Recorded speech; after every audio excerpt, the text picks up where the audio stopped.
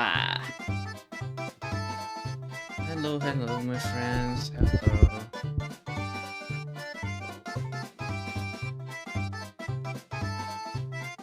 I have like 30 minutes ago also just woken up from a nap. I've been so sleep deprived. I don't know why. Anyway, so hopefully everything sounds fine. Nothing's too chaotic. Let's see. How's that?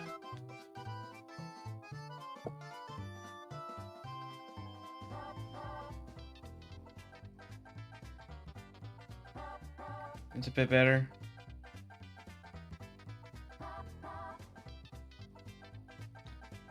Shouldn't be too loud. Okay. Anyways, I was just saying I was sleep deprived. Anyhow, so in today's stream we are going to be exploring some texturing. I haven't touched Blender, I guess you could say, seriously. So today we're going to be learning how to texture our assets for Project Campfire, and yeah, so let's go ahead and get into it. Let's see. Here we go.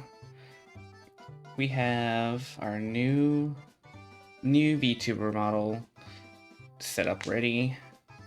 For this stream's purpose, I won't be using the hand on the screen little overlay. I won't be using it because I'm going to be having a problem with a single monitor, so it's going to be hard to track everything. And it is a huge hand, so I have to do some updating to the settings and configurations with the hand to make it not so big anymore. Anyway, let's see. I gotta remember how I have everything set up. So here we have, let me just change that. Here we have this funnel Anvil that we got from Genki's previous stream. I believe this stream happened, when was it? This past Wednesday? So right now I already have it textured, set up for texturing. I ain't got much going on. As you can see, we have a good old hello message to everybody. But over here we have the UV map already set up. Let's see. I believe for this, if I can select it or not. I don't know if I can. I am in edit mode. Let me select you. Maybe I have to do it here. Come on. Are we bugging out now? Is this how this happens? Wow, okay. Sure.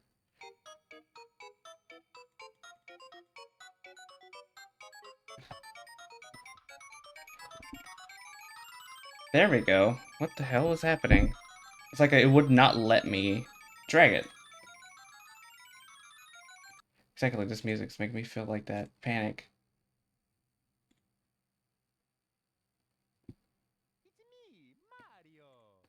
Yes, Mario, hello.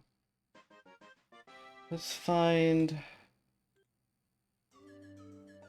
There we go. So what I was trying to do is select one of these faces, but it's not letting me grab it. So it lets me grab this, but it's not letting me grab this particular face. Maybe I have to press the corner. Yeah, that's what I gotta do. There we go. So before we do anything, I am going to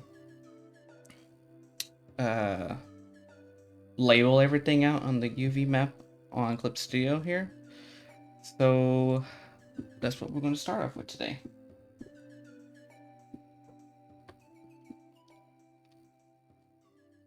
Press 3. I gotcha. This is good information.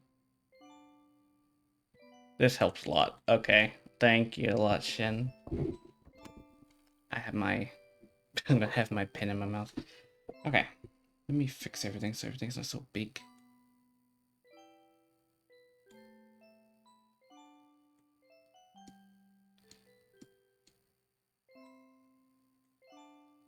downsides of having one monitor.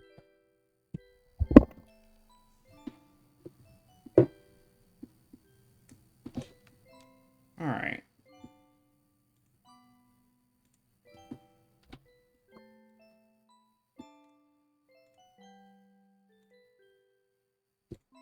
So in Clip Studio Paint, we're going to go ahead and just get a lighter background so I can actually see what the heck I'm doing. So let's go ahead and make a new layer, drag that down, let's hide everything first, then do that. Let's bring up the opacity just a bit so we can see what we're doing. Okay. Yes, I do know about the L. My good buddies at Project Campfire told me about it. Alright, so we know this right here will be the top of the anvil.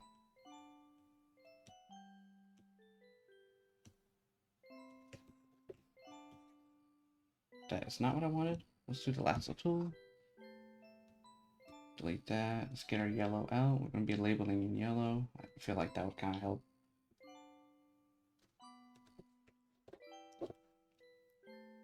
So this would be the top of the anvil.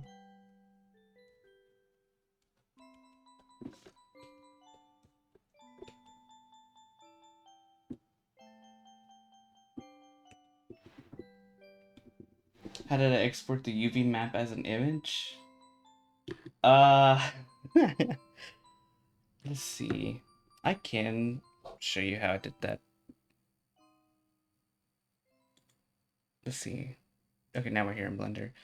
I don't think it'll show you the, like, the little icons when I pressed them, but basically what I did was that I came over to the UV area, and then under the UV here, I went ahead and exported a UV layout, found a place, and I made sure that the fill opacity was at 0%, and the size was 20 by 48, 20 by 48. 2048 by 2048. Oh my goodness. But that's how I was able to get that. And I have a plugin that lets me auto refresh. So anytime I update my graphic here, it'll automatically update it in Blender for me in lifetime. Because I can quite literally just do that right now. I'll press save, go to Blender, and then wow. Fancy stuff, fancy technology.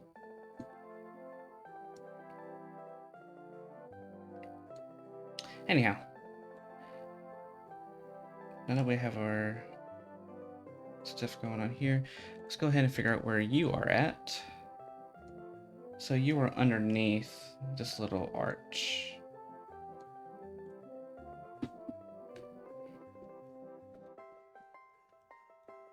The under arch.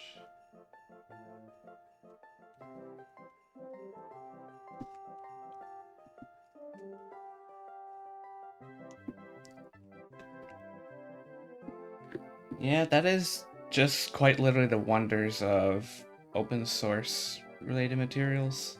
It's very handy. Alright, where are you at? Ah, you are the bottom back end.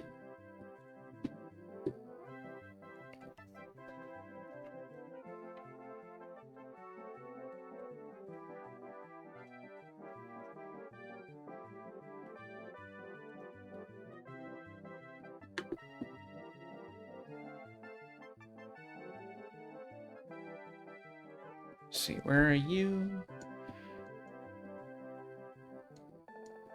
You are the front.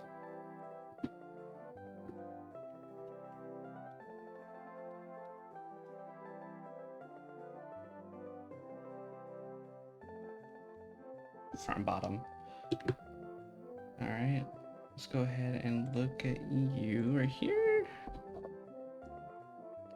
You are on the left side of the anvil, so I'm gonna just keep this as is like that. So you're on the left side.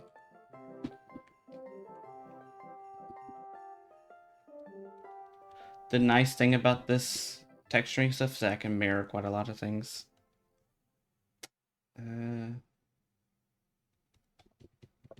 Left central.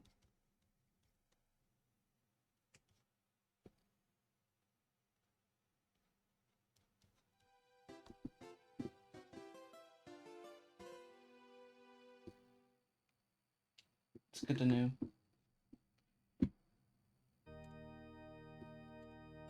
Alright, we have this. This will be the front.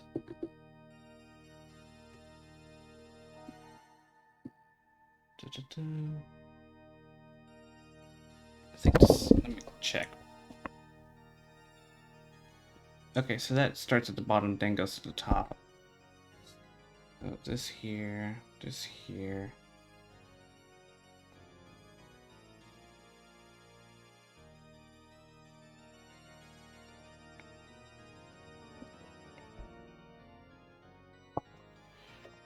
Front central.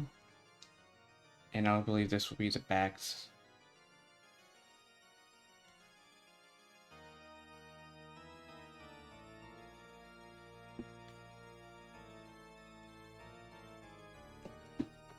Sweet, sweet, sweet. Already got a lot of this labeled so far. So let's go ahead and check what this is. Okay, so you are on the right side. Right central half.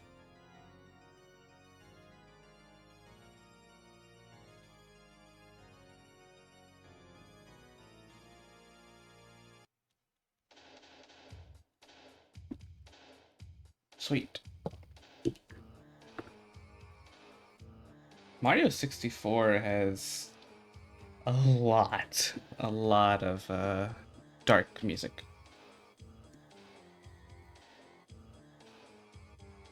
Okay.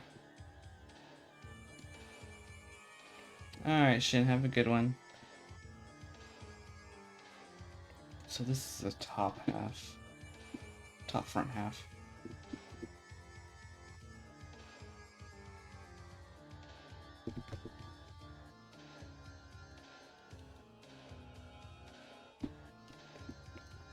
Top front half.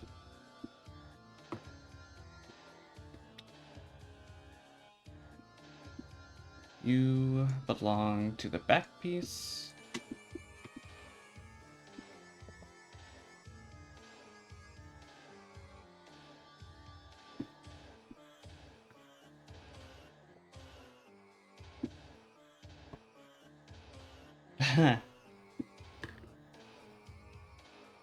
Yeah, I do agree. That game was doing quite something.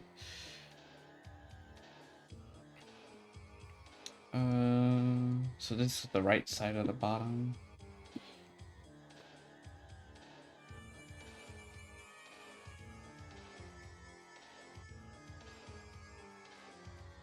Oop, rode right into the texture.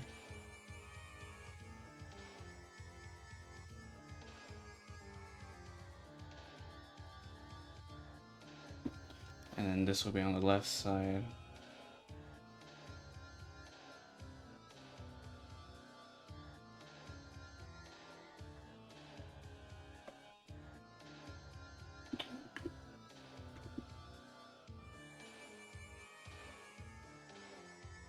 Smart UV, I believe.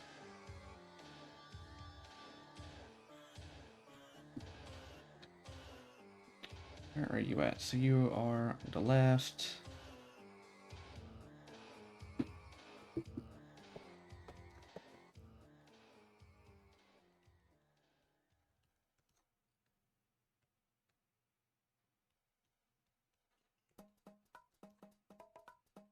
This would be the right top.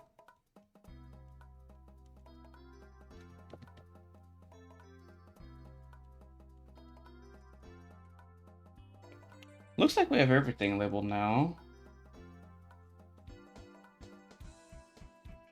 Yep. There we go. I got everything labeled. That's a good thing.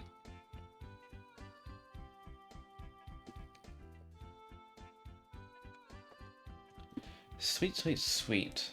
Alright, so now that we have everything labeled, Make sure I need to get into the right layer.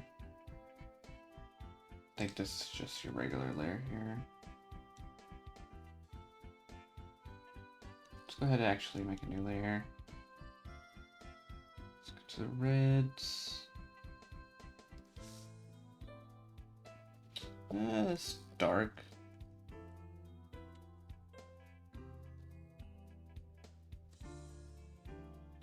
We'll go with this dark here. So this darkness here will be our base layer of darkness for the coloring of the texture. So let's go ahead and turn everything back on.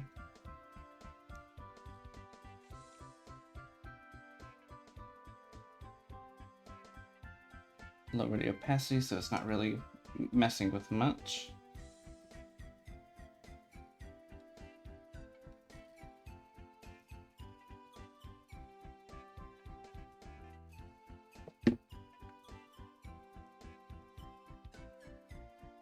Go ahead and lock this layer so we don't mess with that. Let's go ahead and lock with the labeling layer.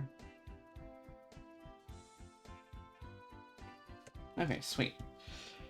Alright, so for this texture, I gotta figure out how I want to do this, because I haven't textured something like this before. So to be very nice learning curve. Alright, let me go ahead and just reduce this. I think what we can do, we can start with the top.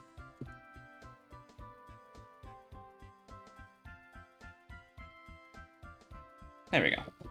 That way we can have a live version available to you guys.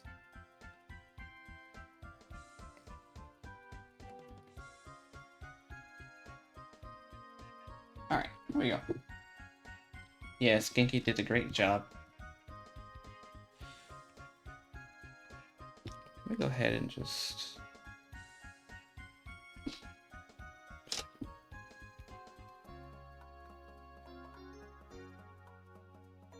There we go, we just do a 90-degree turn.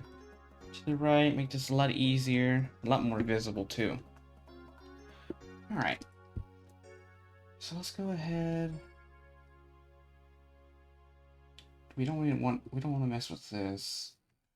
What should we do first?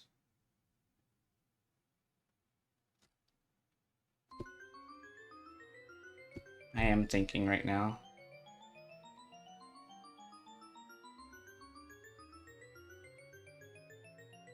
I think what I should do is make a vector layer.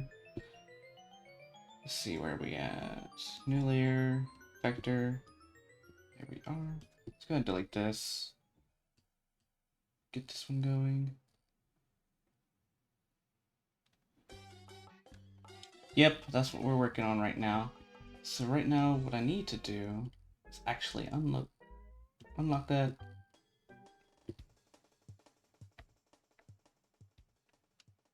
Make it like a peachy color. Because I want to make sure I'm doing this right too.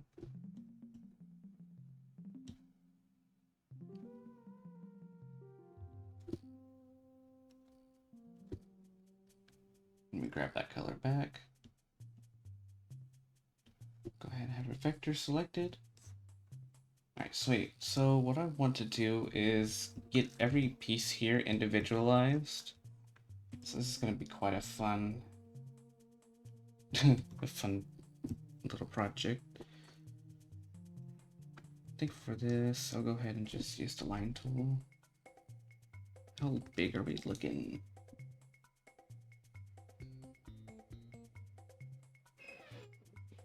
What do I use for avatar tracking? Like my PNG tuber thing? Or like the overlay like with the hand.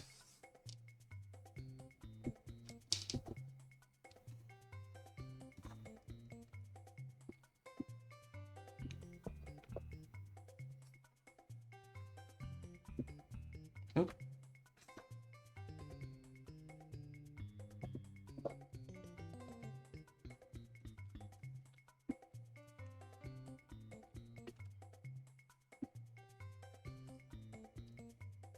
Now, if you're talking about like the on-screen hand, like this here, oh, this this is an application called Spud Tablet. My avatar itself, where it does the jumping and everything, that is PNG Tuber. I was going to do live 2D, but that was like a little bit too much time taking away, so I didn't really invest into that.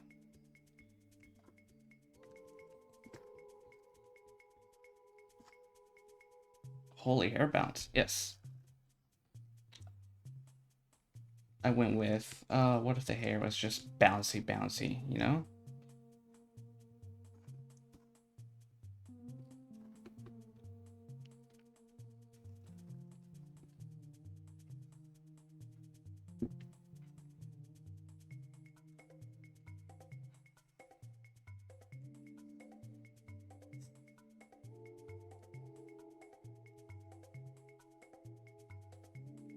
This workflow would be a lot faster if Clip Studio allowed me to use the fill bucket tool on a vector layer, but nope, can't do that.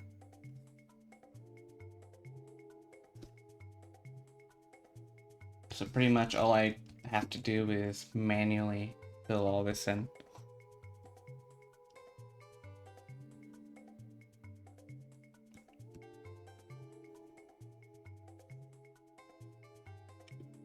Let me go ahead and make a copyable vector layer. Let me lock this. Actually, don't lock that first. Lasso tool. Select everything.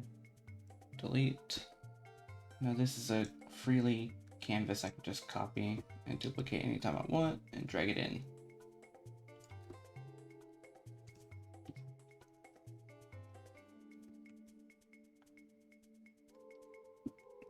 Ah, yes, my hair, it's alive. It's alive. It's alive.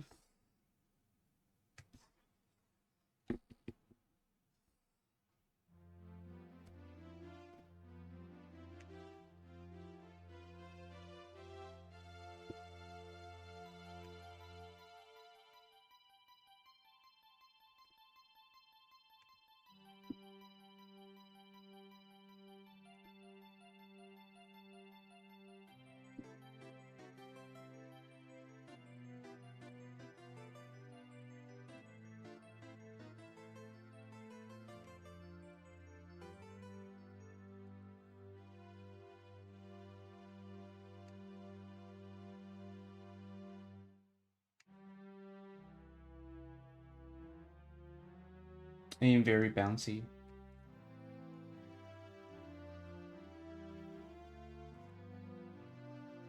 If y'all haven't noticed, one thing that I changed, or not really changed, but added with my avatar, is that I have my eyes moving around like crazy. I could, like, make it go faster, but I don't want to do that. My eyes are looking left and right now.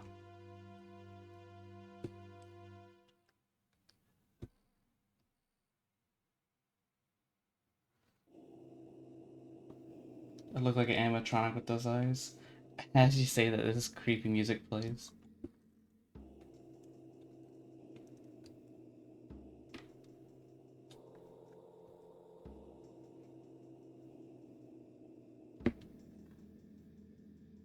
A chunk of food in my hair?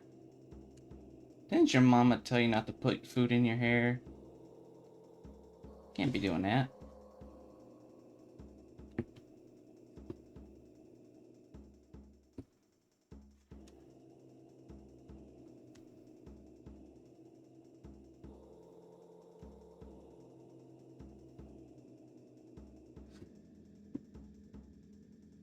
It was too even a movement, yeah.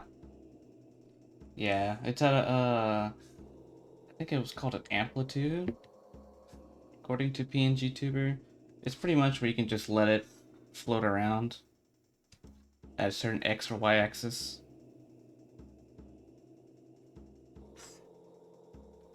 So that's pretty much what I did.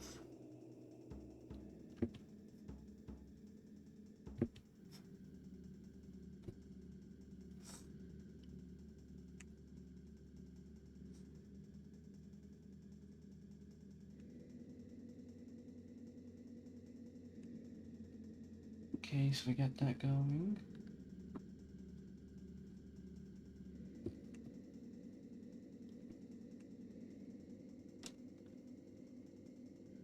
I know what I should do for next Halloween.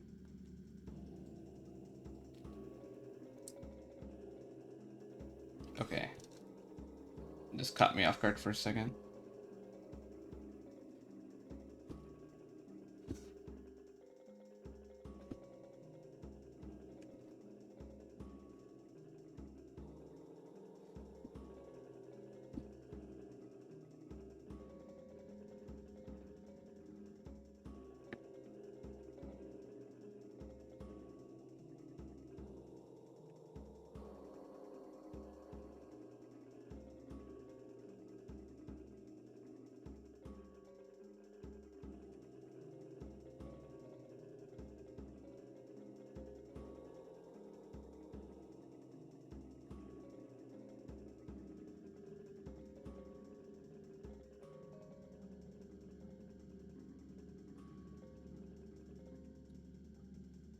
Nope, we don't need that.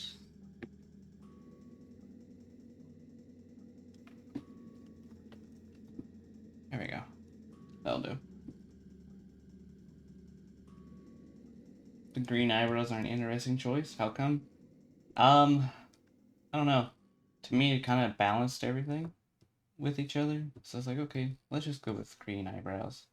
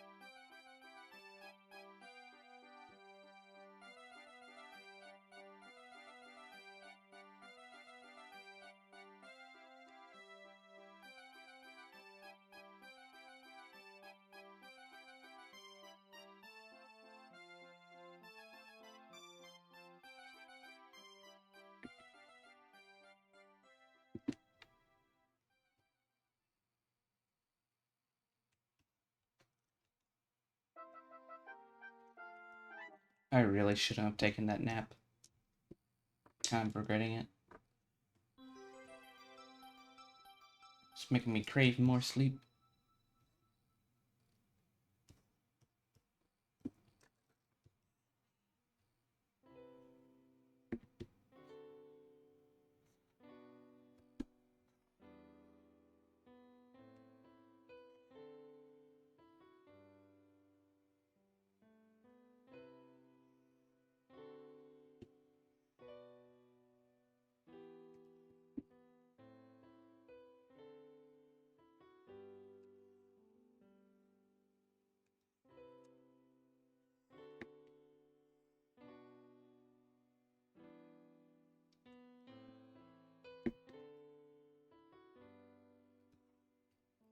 Kinky. Howling out there.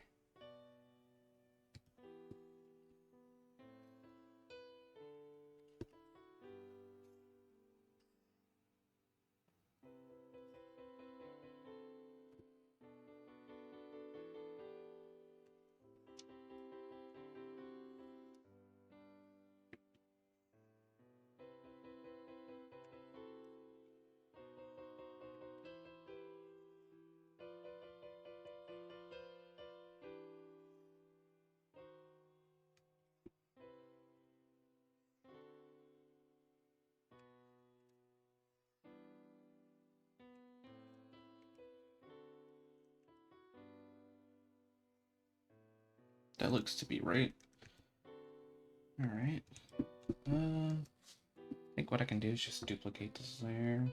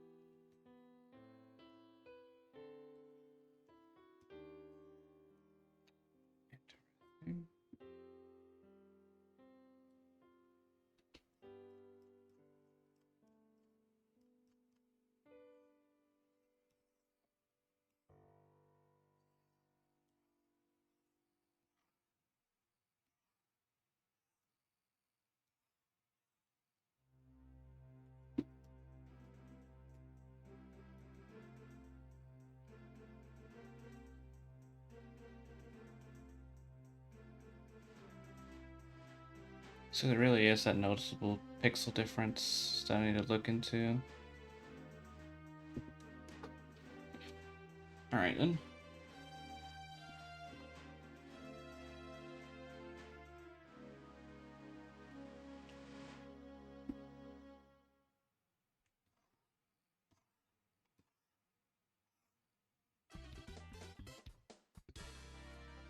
Should be fine. Alright.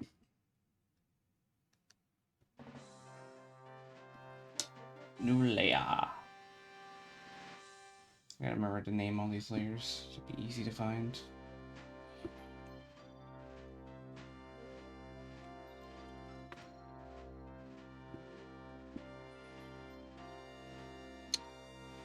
Would be handy if I unlocked the layer.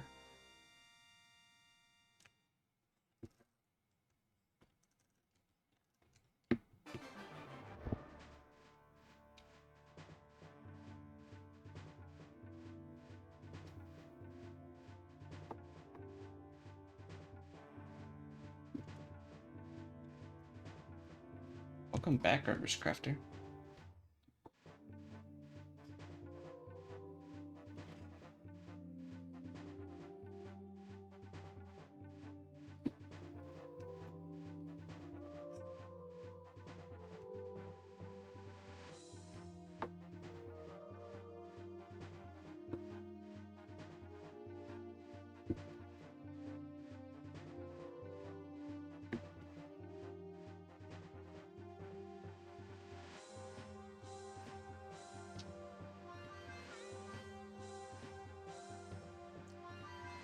Keep going down.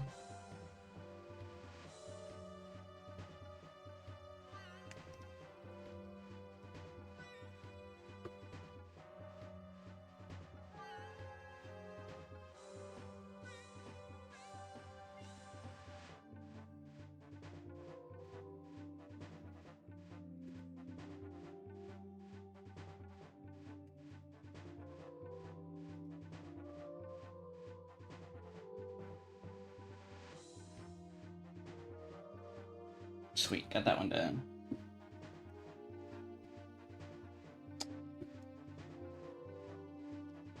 Next piece.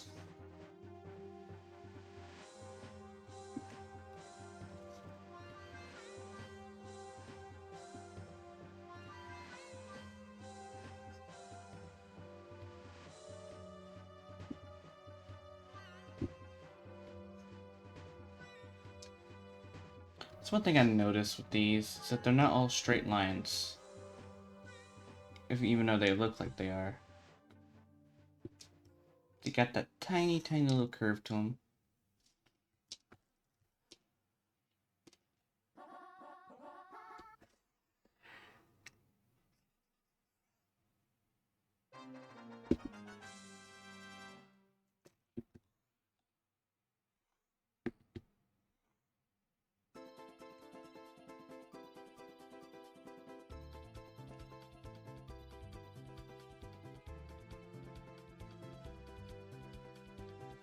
Is that the same over here?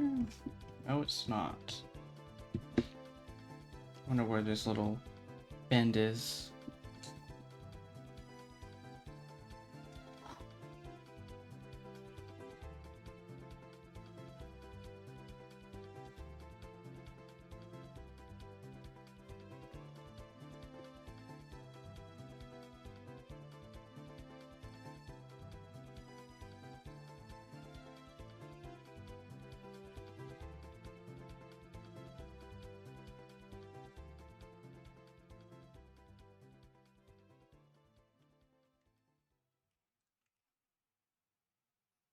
Is that not a straight line?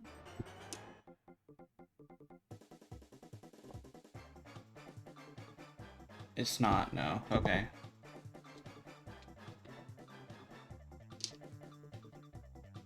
I have to bleed into it a bit.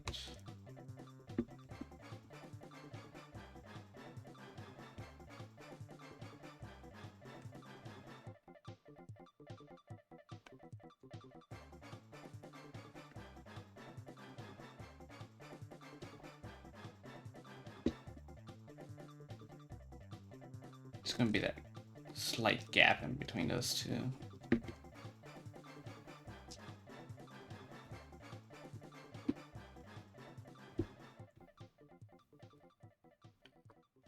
More parts. Rah.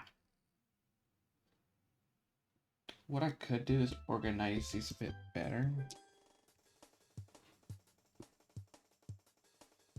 Let's see. Let's make a new folder. This folder would take care of the top of the anvil. So these two. That's for bottom back, bottom front, left center.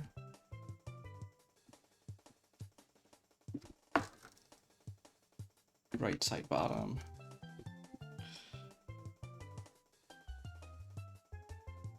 Left top, right top. So let me drag those into this folder here. Of course.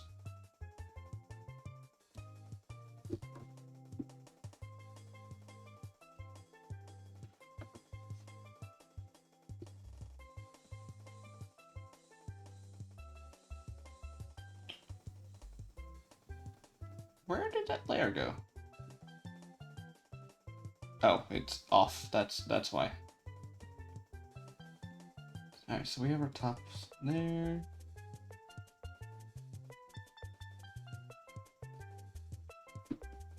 Yeah, it only reads what's inside. I mean, it's a good thing. It keeps it, what do you call it? I guess it keeps it organized that way. I personally don't like having outside things coming into something I need it to focus on. That's just me though.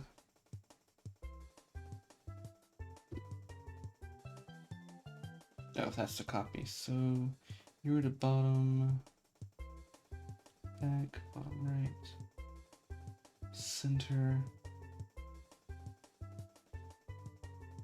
side, side. No, the others are over there. You don't have anything drawn on you. Interesting.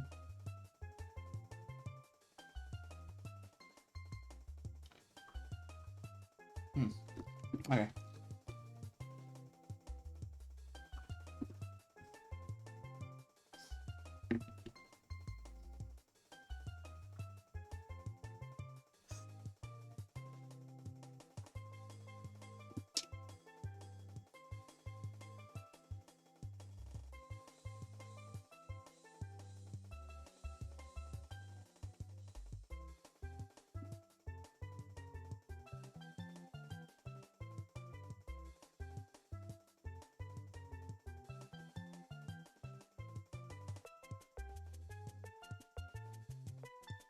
Got that part done.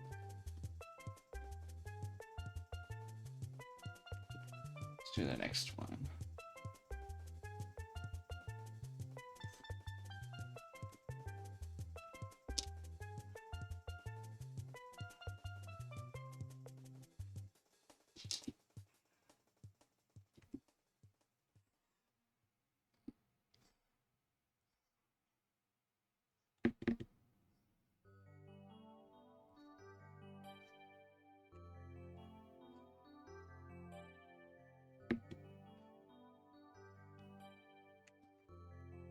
Sweet, next piece done. Just gonna copy this one, make a new one. This is gonna be for the right central. So we have our left central here.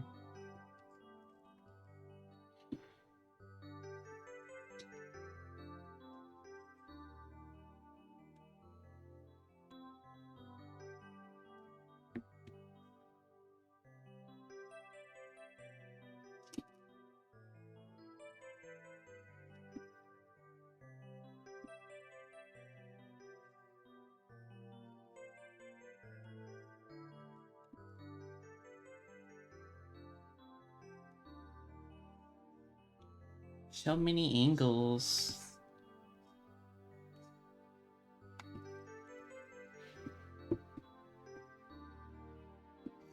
Shoot, if only driving was this easy.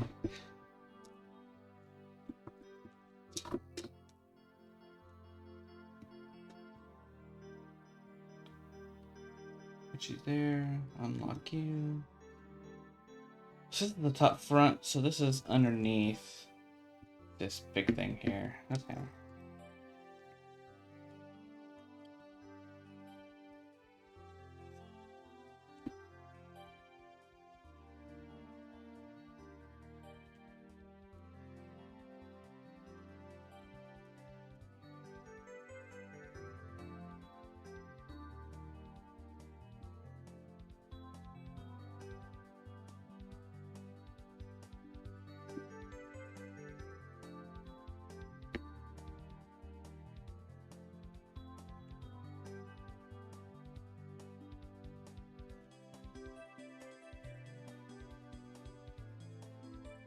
I wonder what this would look like if I saved this right now.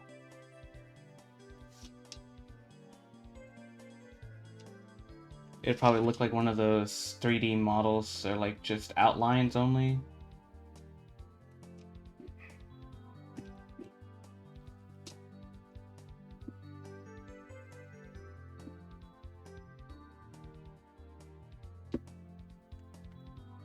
Reminds me of that one little YouTube video I saw where somebody baked a cake, but on the outlines, like on the edges of the cake, on every single edge they had, they were putting I think it was black fondant onto it, and it made it look like it was so three-dimensional and it popped out like it was just cartoony. It's like a cartoon cake you can eat right in front of you.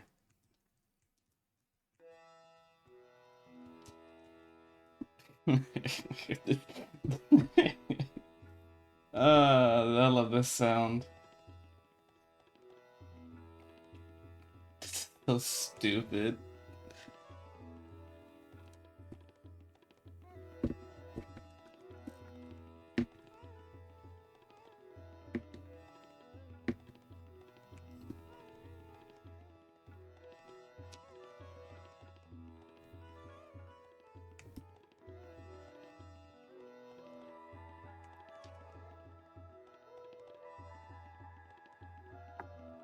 Oh great, now I want cake.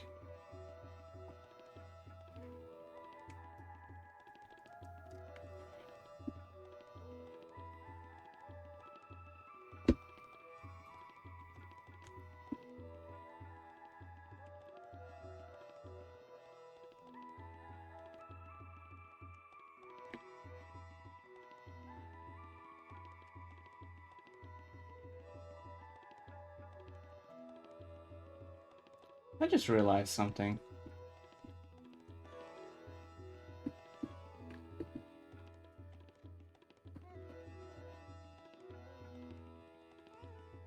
Ah, I was right. I knew something was off. I suddenly remembered.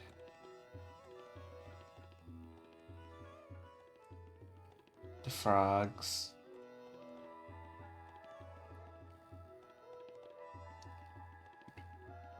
I wonder.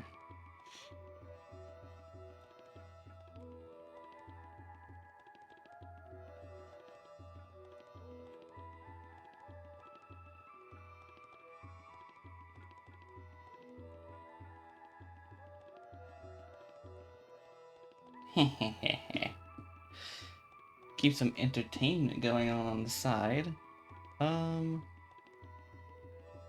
I do know I have some on my BRB screen. Yes. Let's steal this.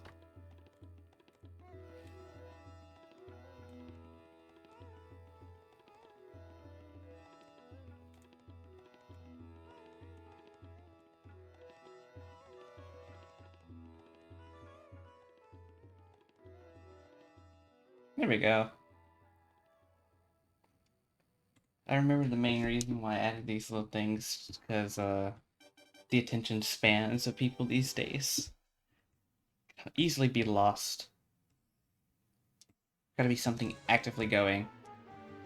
There you go, you got frogs. Got cat on the beach. Alright, so I need to categorize this stuff again. Subway Surfer.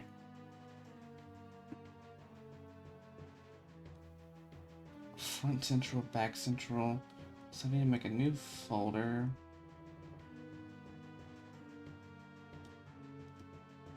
Okay. Just the back central.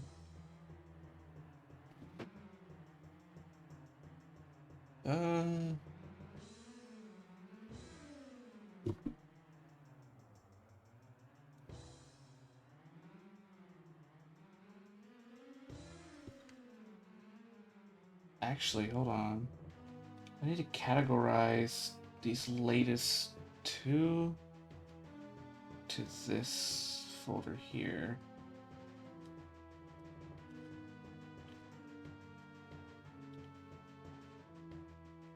Because they're technically all one part. If that makes sense, like I'm trying to individualize these into parts. Ooh, excuse me.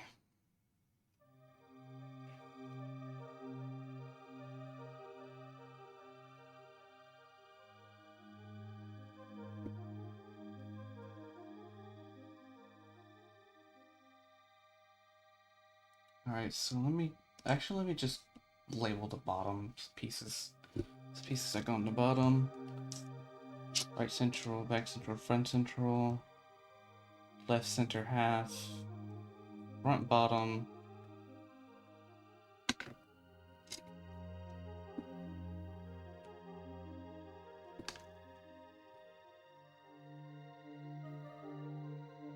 Central piece, central, bottom, central, bottom, and I believe this is the bottom. Yes, that is right. And they can go in folder 3.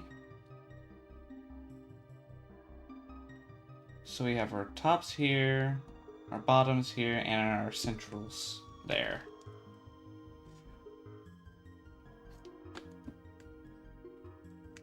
Looks good. Good to have everything categorized. So now I have everything categorized. Let's rename some folders and some file names while I'm at it. So this is the top.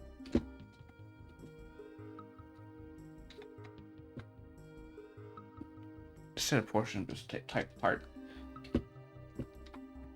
or segment. Top segment. This is the bottom.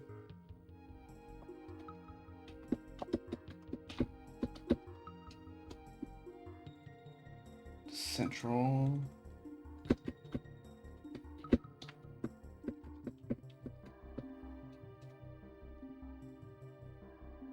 Okay.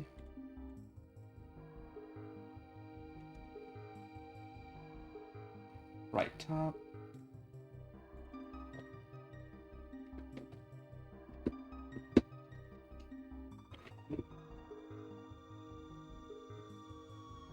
This is left top.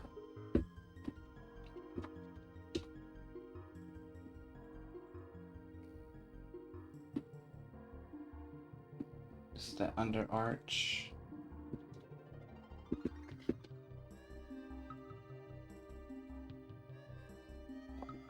This is the top. The back of the top.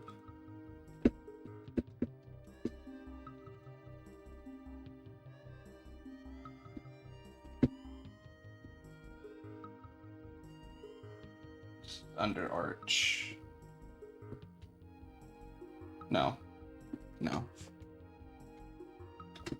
It's the front top.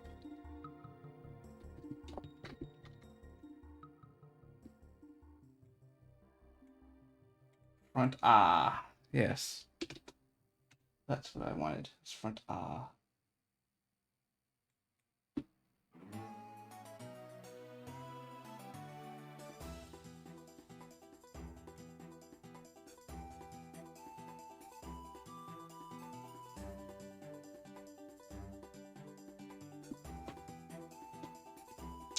My brother has a black cat that looks kind of like that one, but he's far thicker and always has facial expressions like a gargoyle.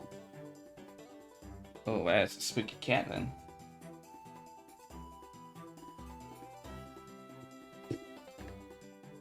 Alright, so we have our top segment already labeled for each layer. Let's go ahead and label our next part.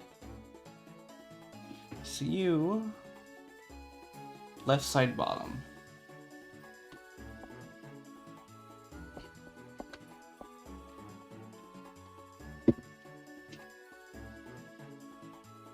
You're the right side bottom.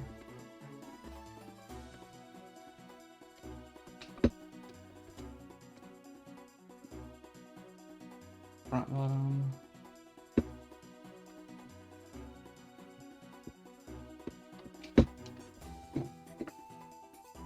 This is gonna be the back bottom.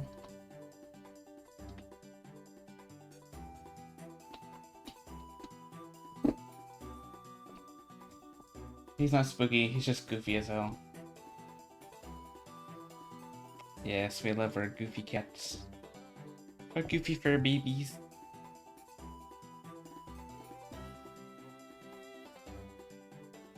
It's on the right side. RC half.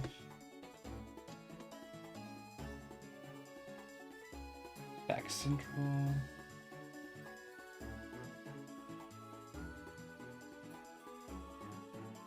Let's keep our halves next to each other.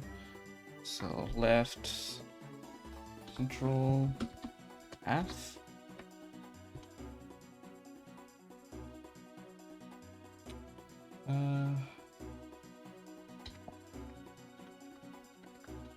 The sun's beaming right on top of me. What time is it? 3? It is 3:30, that's why.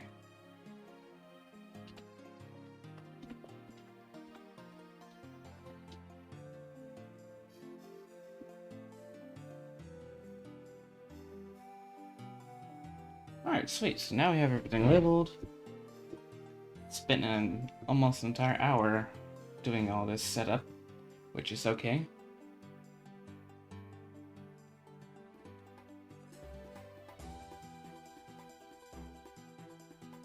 Cool. That'll work. So let's go ahead and go with the top. Let's move you here. Do we have our right side? Let's bring that under arch underneath the top. Right top, left top, back top, front top. Let's do the front top, then back top.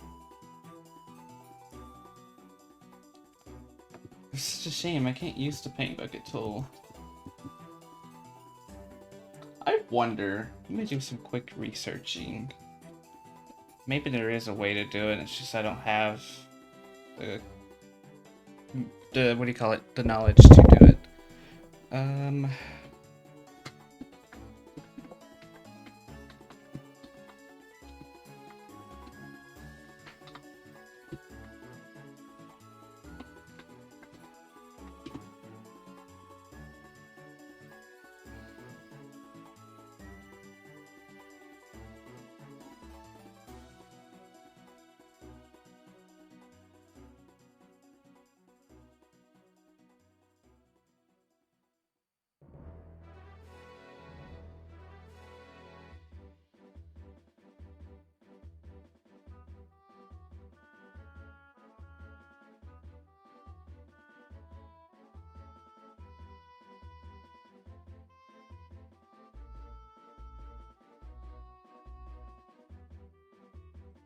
It's not possible.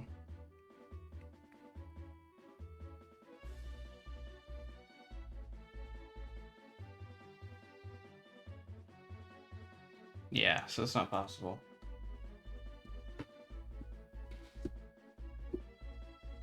I've checked once or twice, he's in fact orange.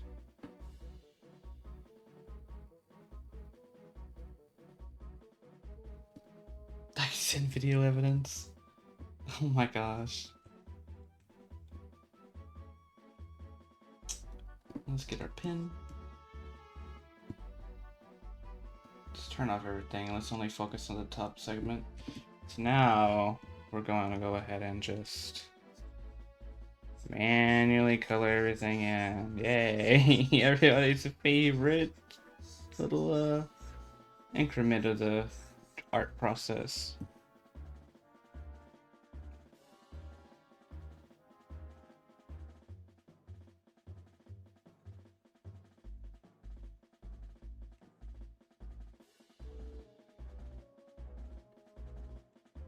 Actually, before I do any of that, I'll obviously revert my undos. Let me turn everything back on.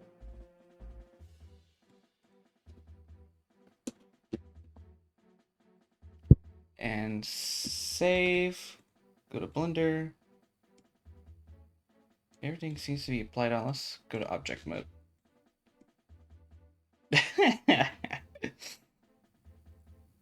Almost exactly what I thought I would be doing.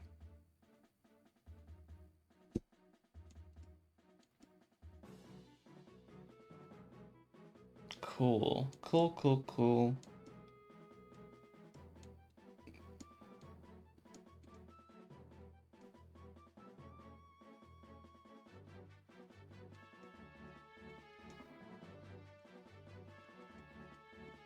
Okay, so I knew there was some sort of inconsistency with the straightness. This is for the front bottom.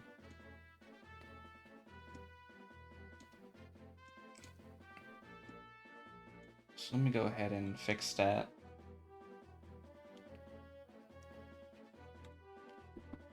Front bottom.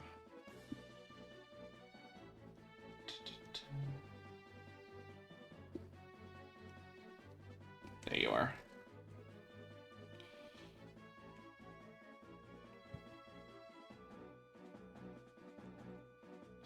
Let's see. I believe it was here.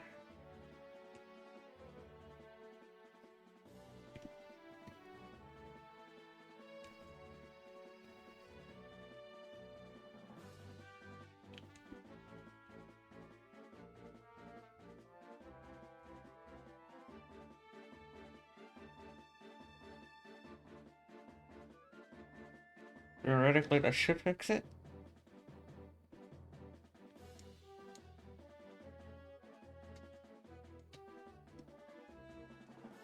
Oh. Oh, okay. That was on the bottom. Oops. You gotta excuse me. My first time exploring this 3D space.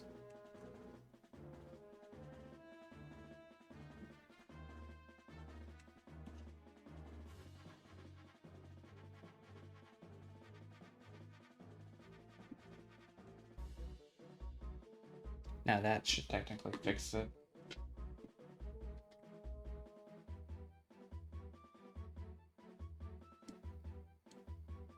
There we go, update in real time. I missed a bit of a spot.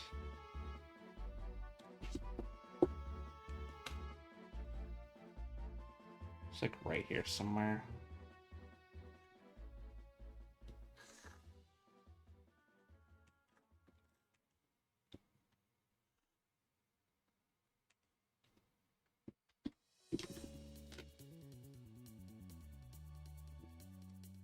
There we go, problem solved.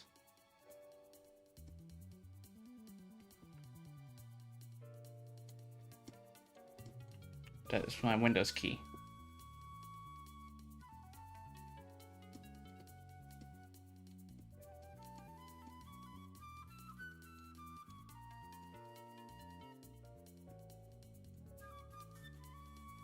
Alright, so let's go ahead and look at the top.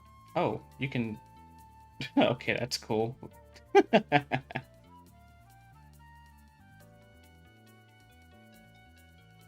Alright, let's leave it at that. Ooh, that sun is beaming. Feel it. Feel it through the window.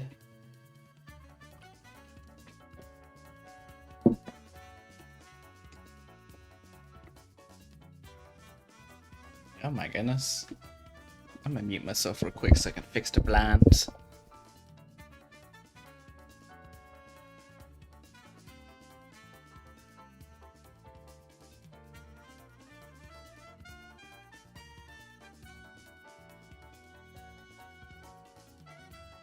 There we go. I'm not feeling that sun on me now.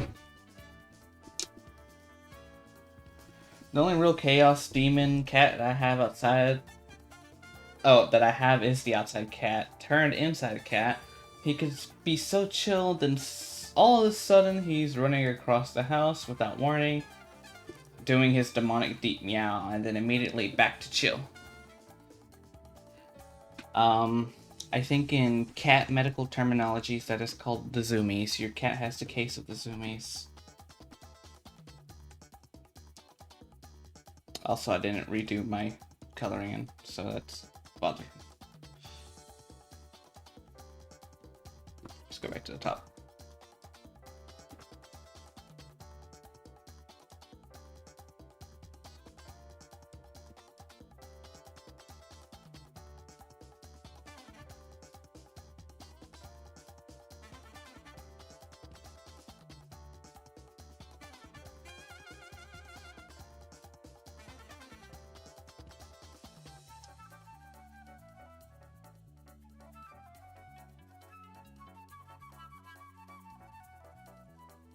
I wonder if Persona 5 music is copyrighted.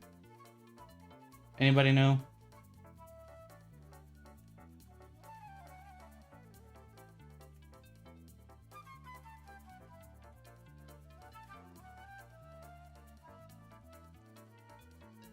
Or DMCA?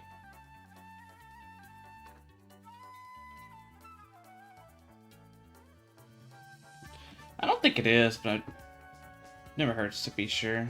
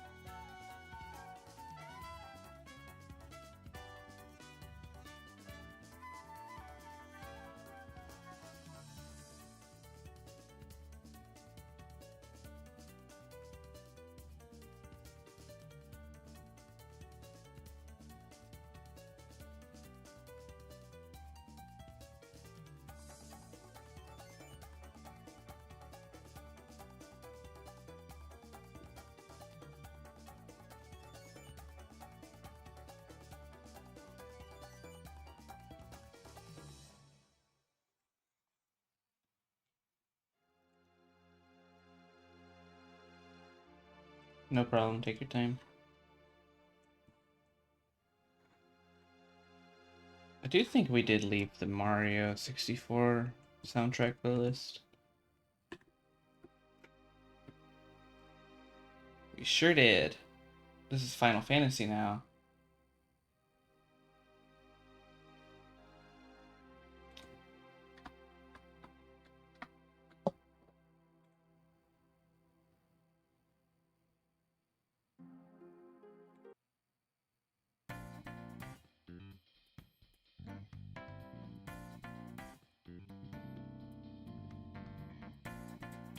Alright, the top seems to be fine, so let's go ahead and save this and watch this update in real time.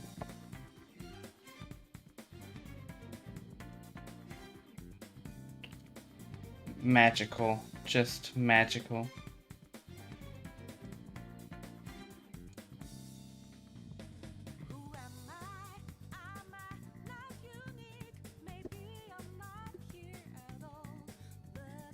Just go ahead and work on the under arch.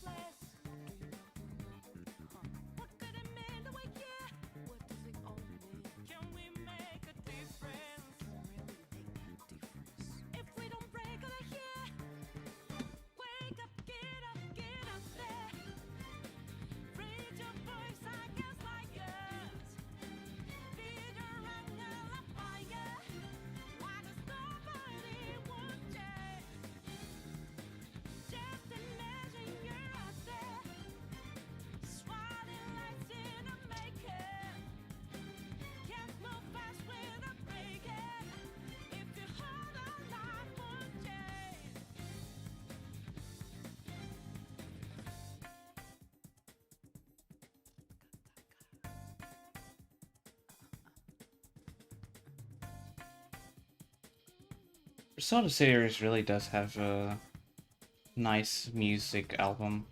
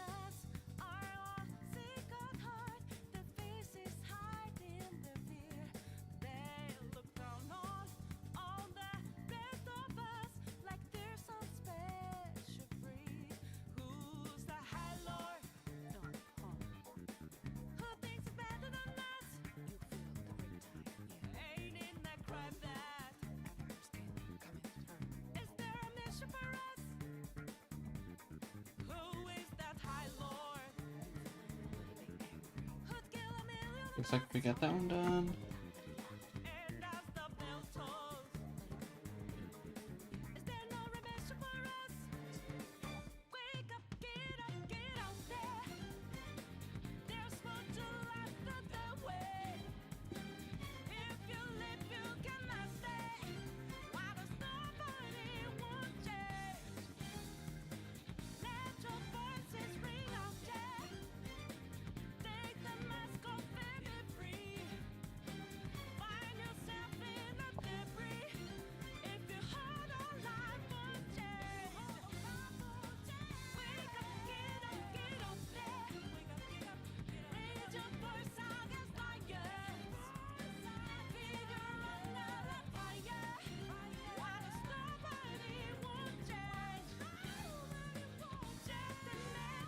Okay.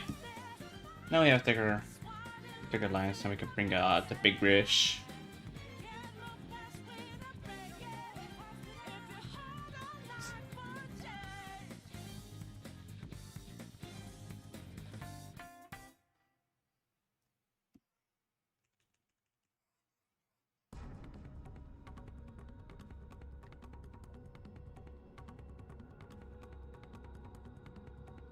I think after stream I'm gonna check YouTube, see if they will accept Persona 5 music in the background.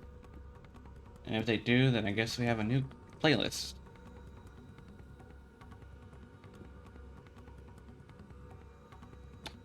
I didn't swap my layer.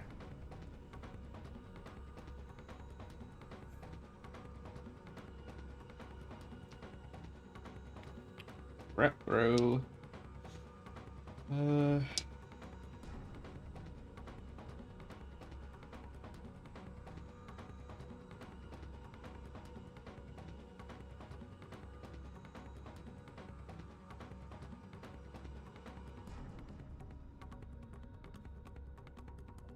Huh?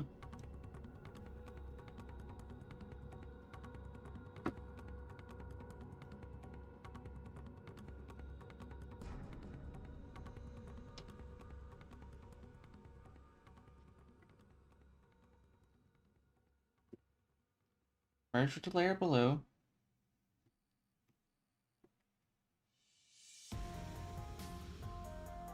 Why are you still showing that?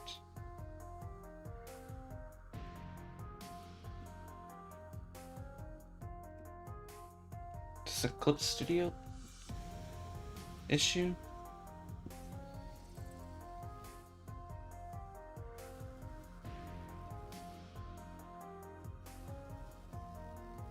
Am I going insane?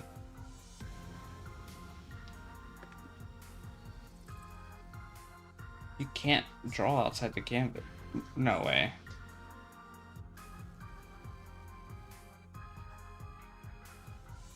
This has to be a bug. That makes no sense.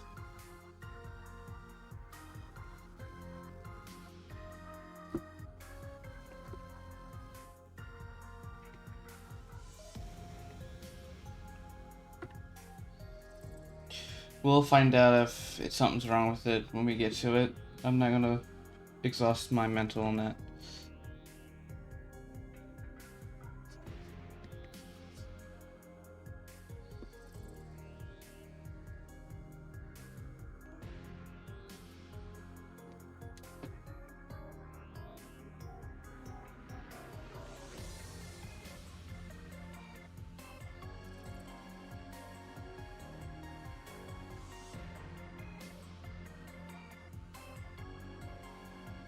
Seems like an issue with the Clip Studio's way of handling vectors because I used the lasso tool to copy and paste. So I think that's what's happening. It's just the visual, and I'll need to close and reopen CSP, but I'm not going to do that. I don't see a point if it's not causing anything problematic. It's just a nuisance, realistically.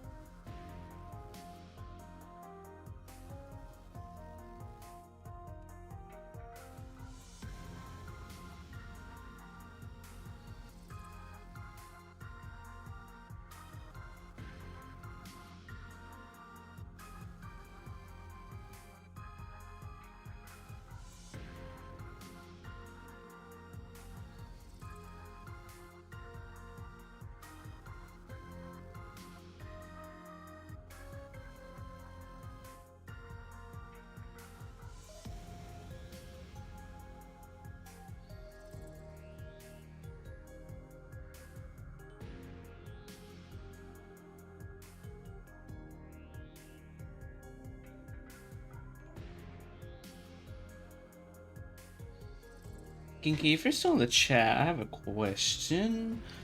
Would you want like little microchips into the Anvil? Like little chipping detail?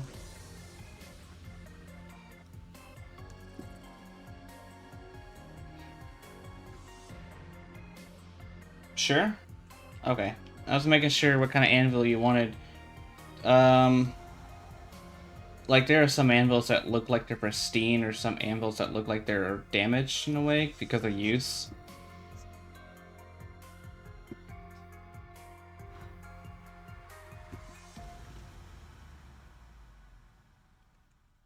So we gotta learn how to do that today.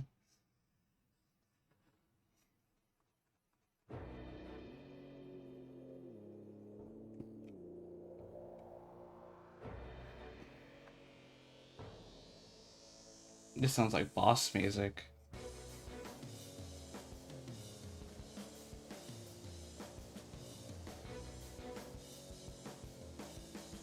I like it. Take notes, Genki, take notes. Gotta have this music.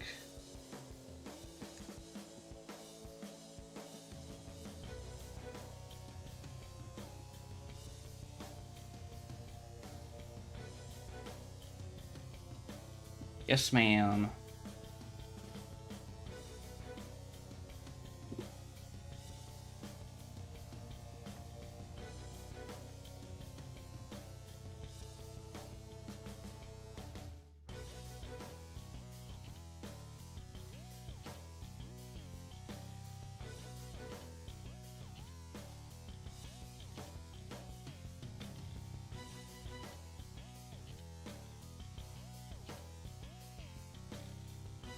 I might have this as my phone alarm.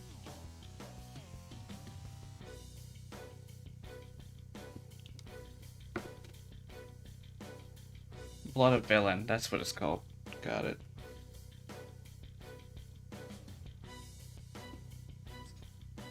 This song is called Blood of Villain from the Persona 5, the original soundtrack.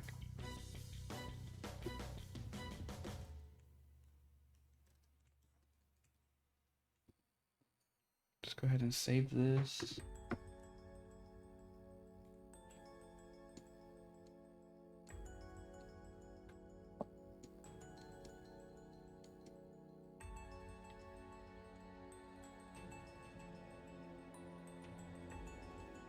I gotta remember to fix that later.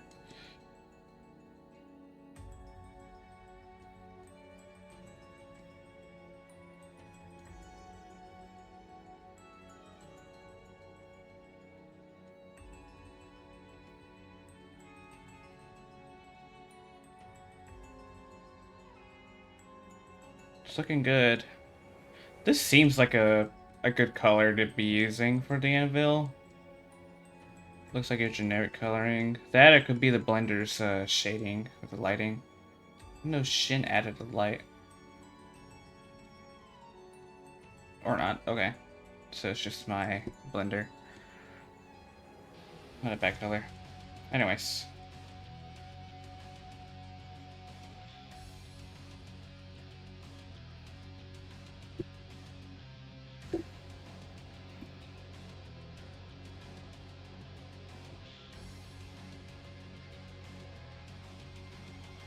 Right, now we're in the back top.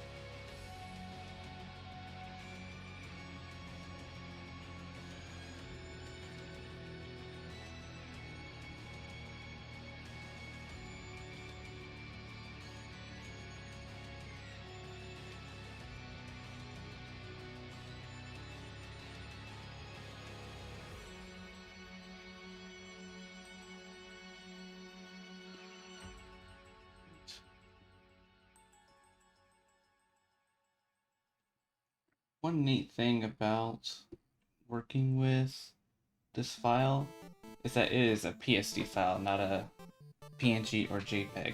So Blender is just reading off a PSD file, which is pretty cool. I've never seen that technique before. That's part of the automatic reloading, if I'm right.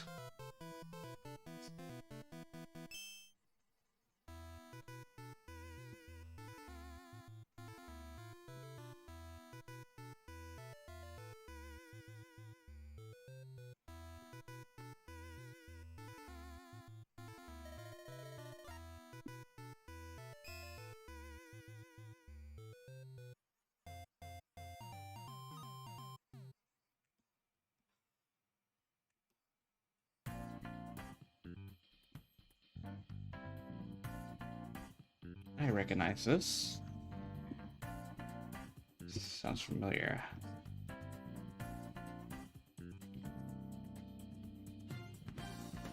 Yep, that's why I recognize it. Okay.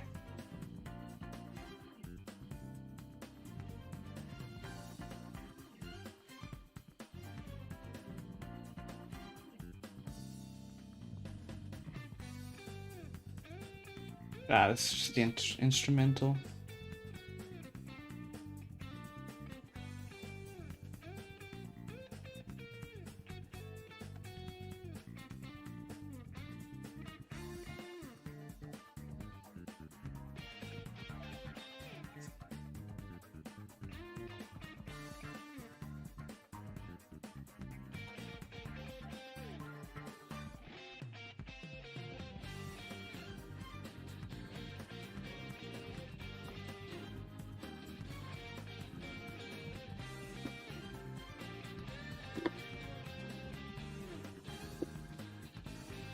You are not welcome to the stream. Goodbye, bot. Town crier, do not enable that.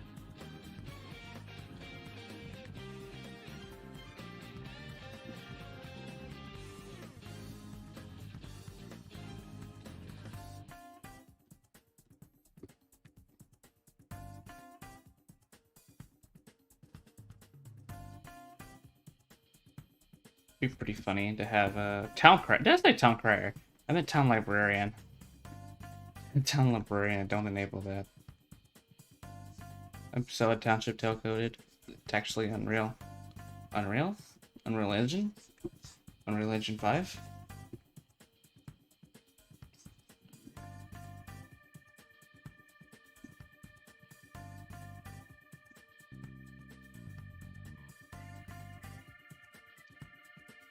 I messed around with Unreal Engine while I was in school.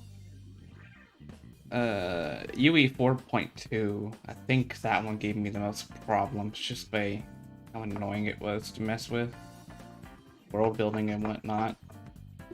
That, because I was also inexperienced with using a game engine.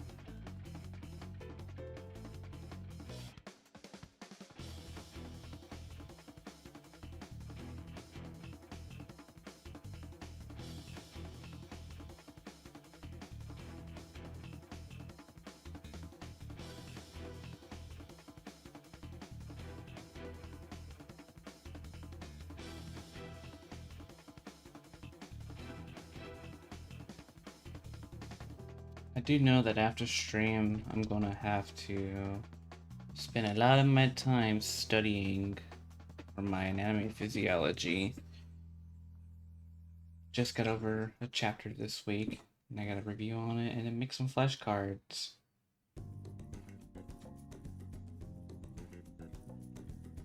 Chapter that we went over was about cells and whatnot. So I just gotta remember how a lot of the cells work and what their names are. That's the thing, I'll remember what some things do, I just don't know what the names are. Anybody else like that too? You know a certain function of something, but you don't know what it's properly called. That's me.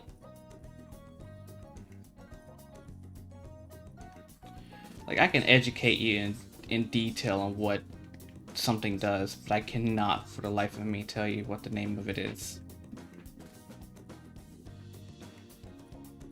I gotta learn how to do that remembering scheme. It's gonna be really handy for when I become a nurse.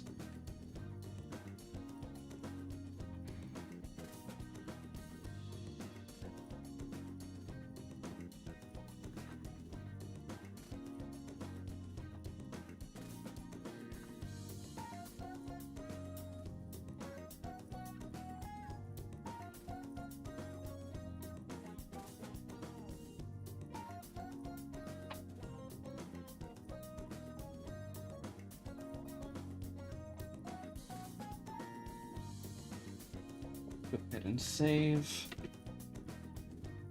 What does it look like now?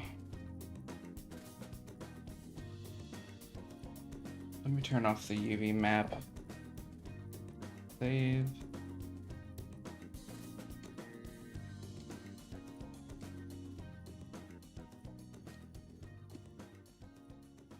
It's not bad.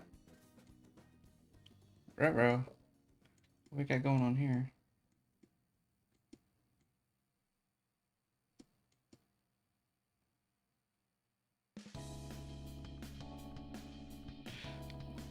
Looks like the bottom back piece.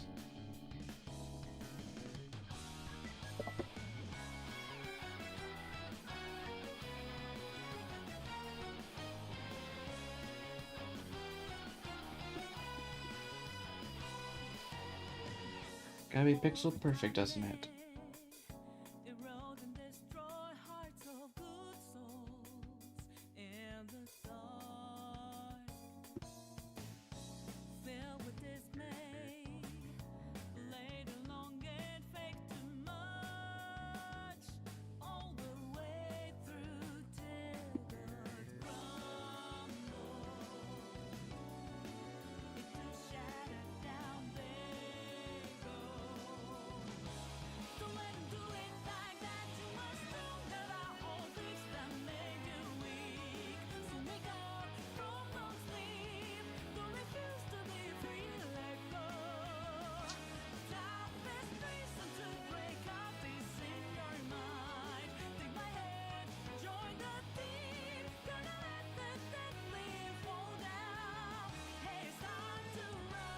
Alright, now that should technically fix that problem.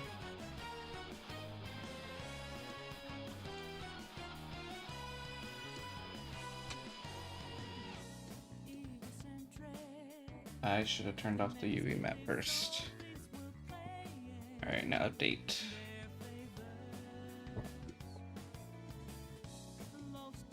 Is it not?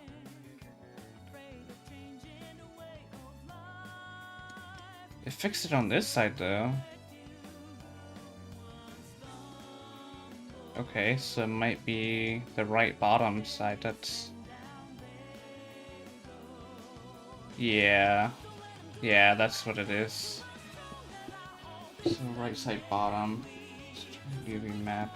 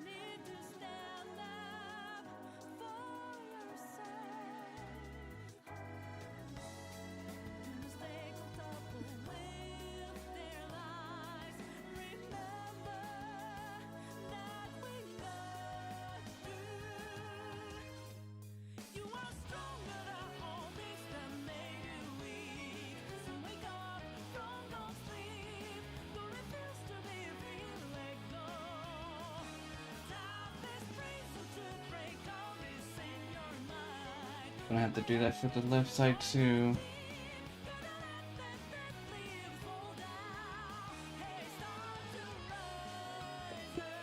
Probably where I had that pixel inconsistency earlier. That would explain it.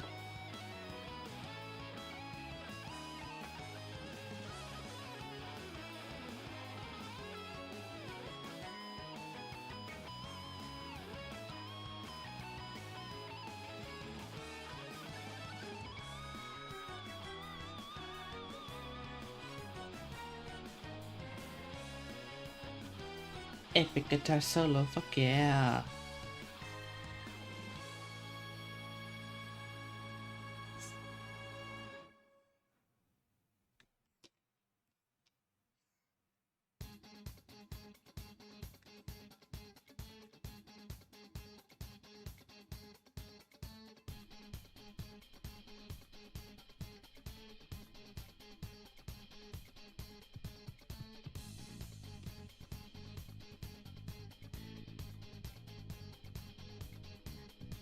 There we go, we should be looking a lot better now.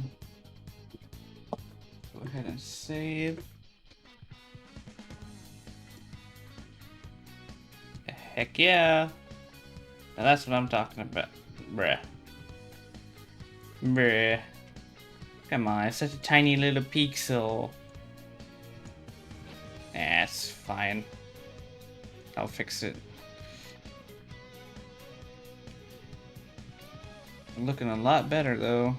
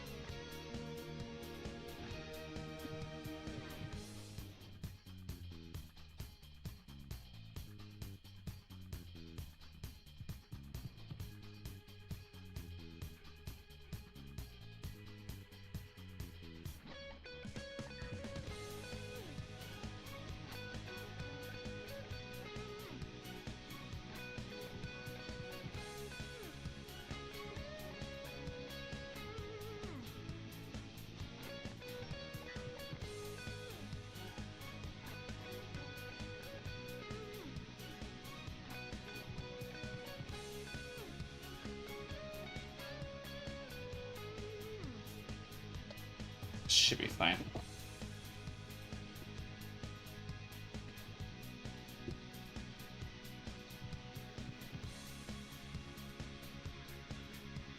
Cool. Now we have the central segments left to do.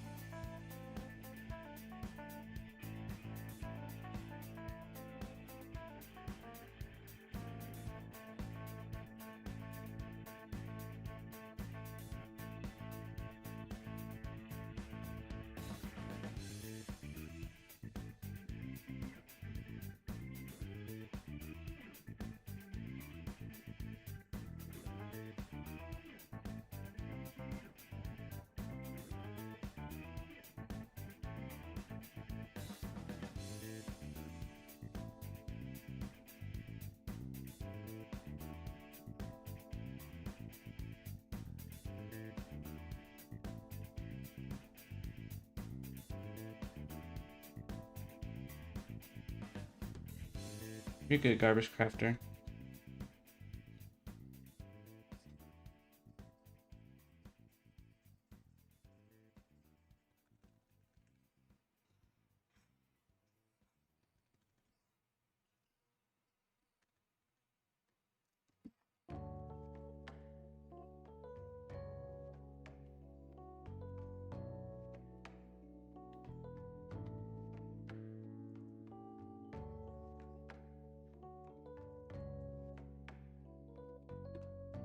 I'm not feeling this.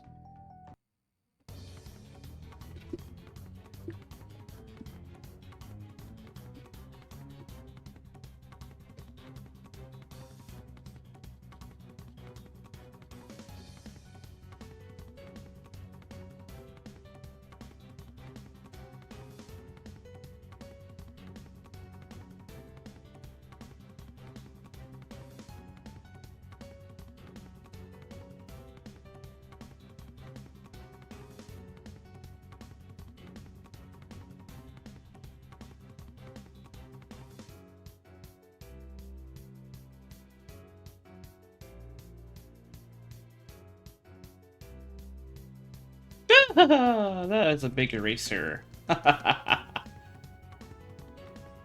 was a jump scare.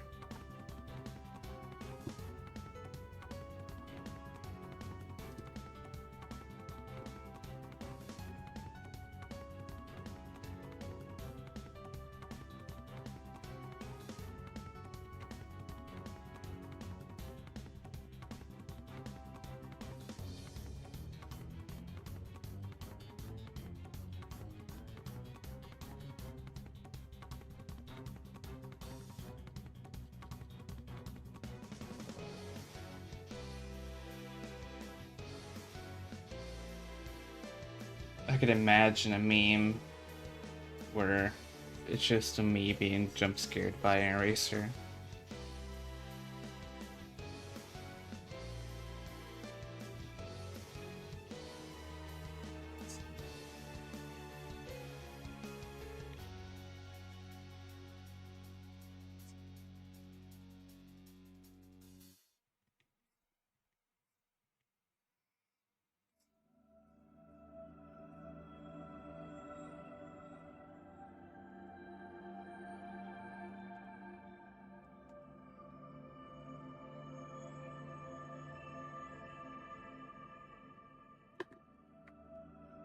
Okay.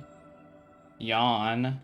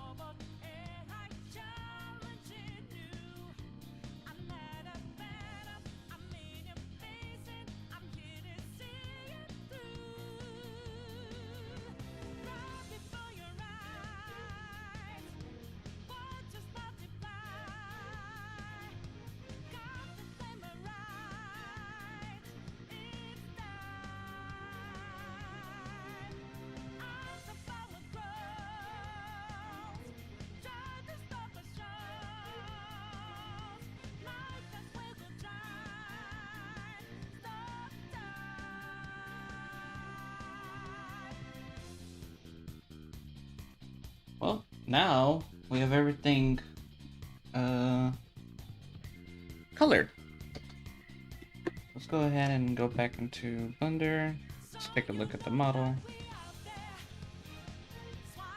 Looking good.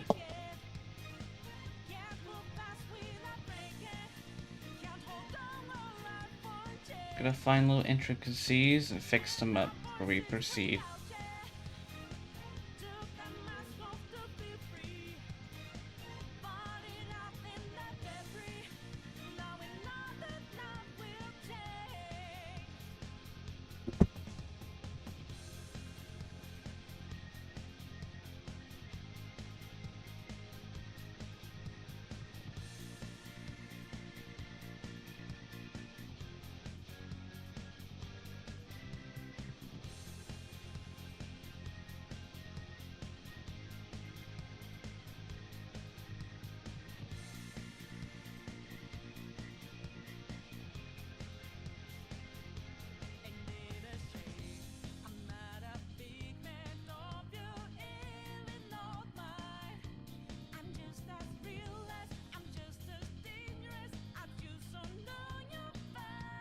I think what would help next time if I unwrapped a model is I give it a bit of spacing. So I realize it's kind of a problem.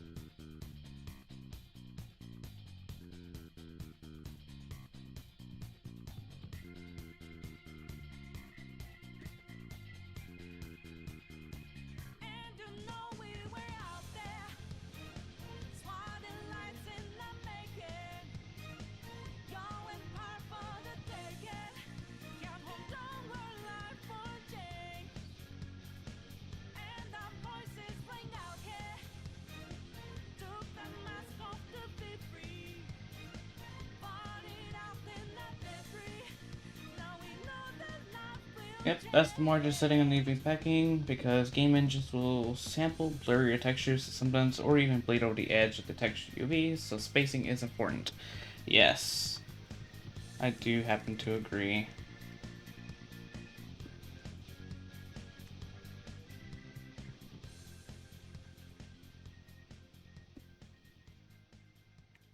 And because of the Anvil, I don't think it'd be that much of a problem, methinks.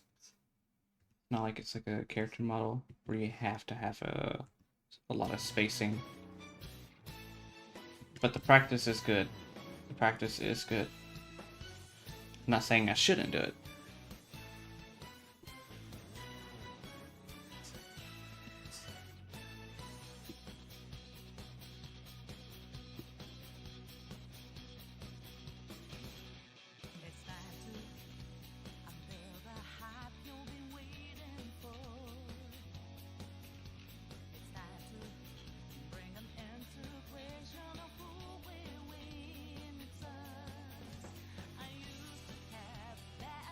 One thing I made sure is that this texture won't be low quality, so it's a 2K resolution. But what I can do, technically it is low quality now that I'm looking at it. I don't know why I didn't fix it. Let me save this first before I do any funny business. Canvas properties, resolution 300.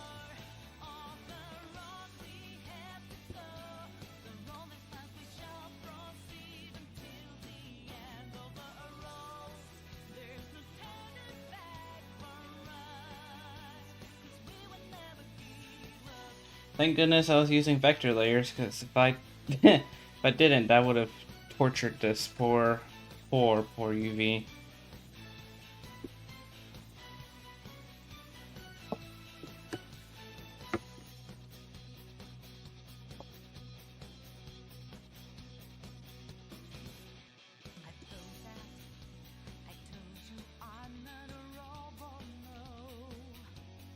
I'm trying to figure out which... What is this? I wonder if it's the left side. Has to be.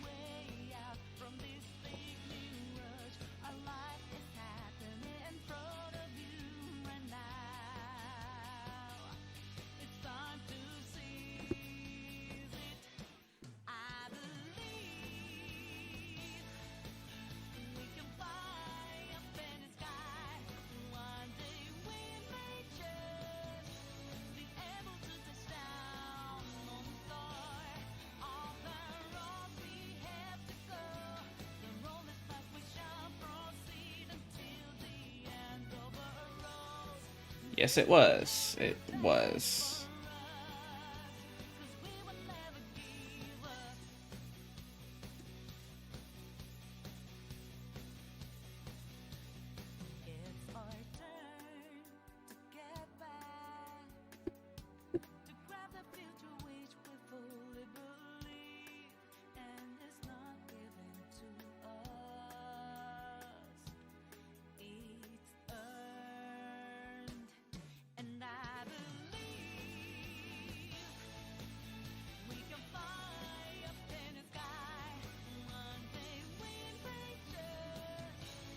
So it looks like the model is still all flat faces right now, so no smooth shading.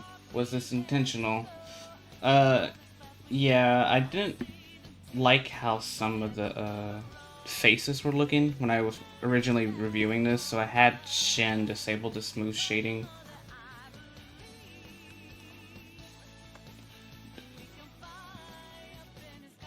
Genki originally had it enabled though.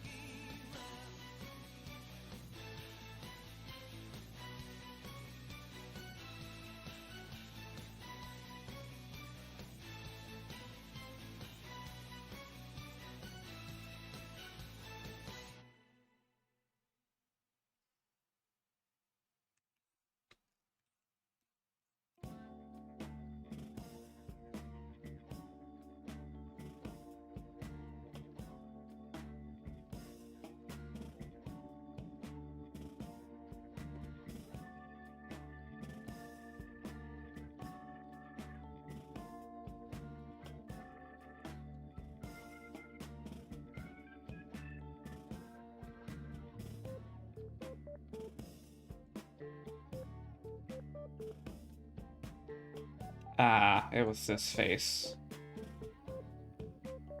Got it.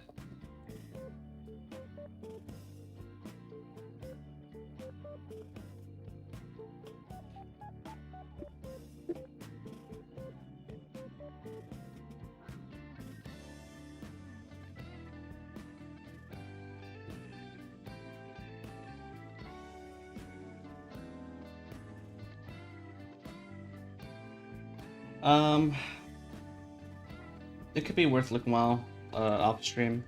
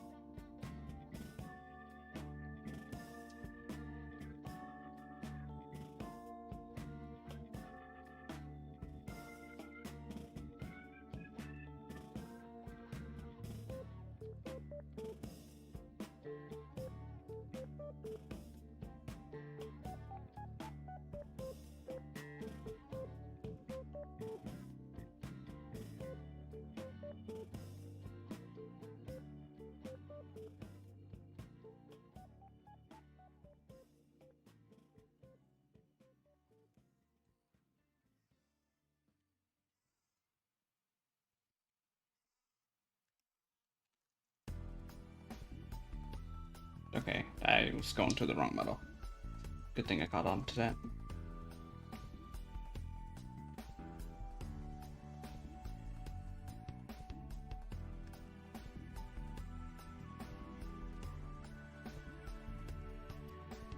Yes, yes.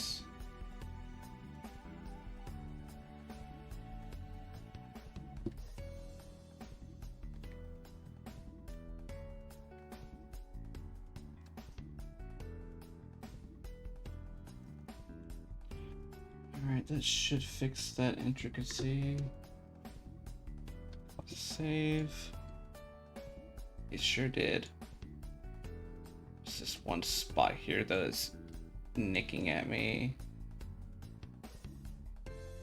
Here too, but I think it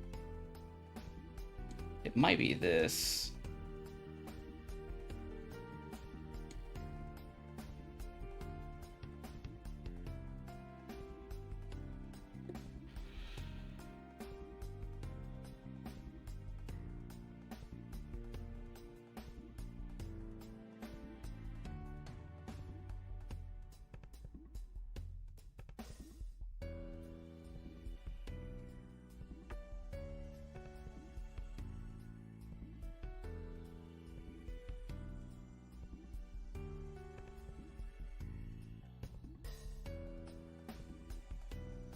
Yeah, it was.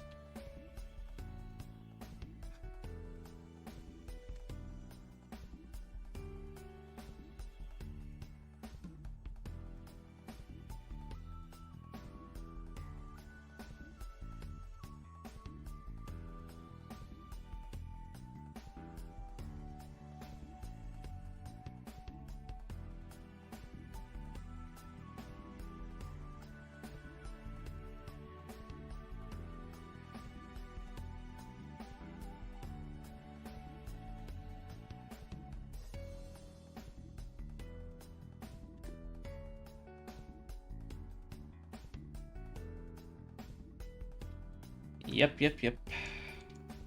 Sure was the problem.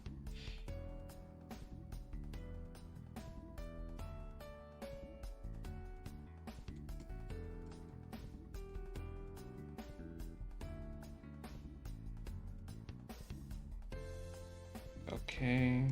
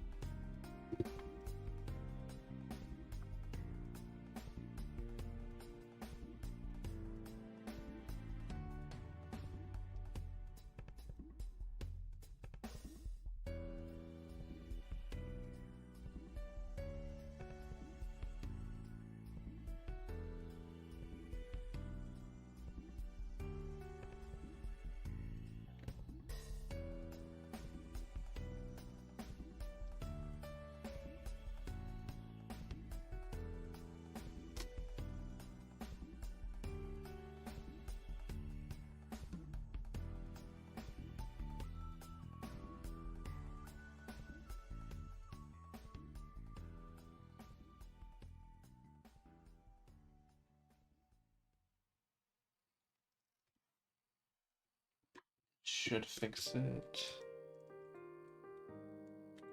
Methinks.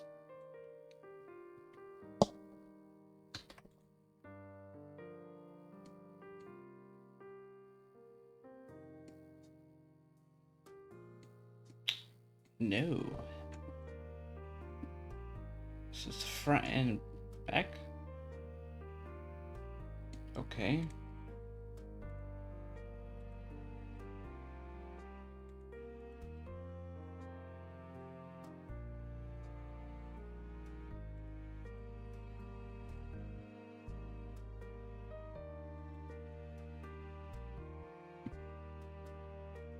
What was this again? Okay. So you're down here.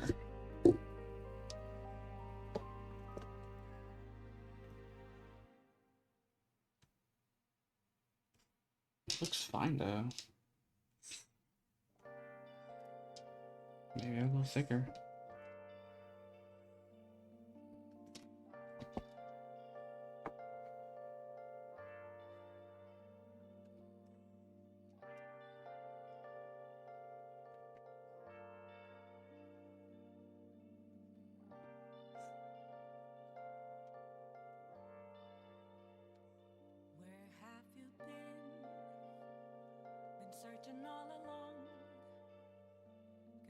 Oh no, absolutely. Line tool for the win. Such a blessed tool. So blessed to have this tool. I'm blessed that it works on a vector layer. This will work, but a fill bucket tool won't. All about the calculations is all. That's why. Fill bucket's unpredictable.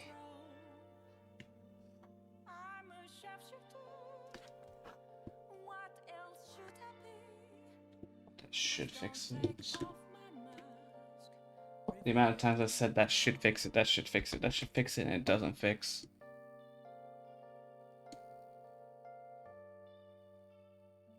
Oh, wait. Am I looking at it wrong? Half. Oh. Oh, that... yep. That'll do it. That will do it. Okay. Whatever.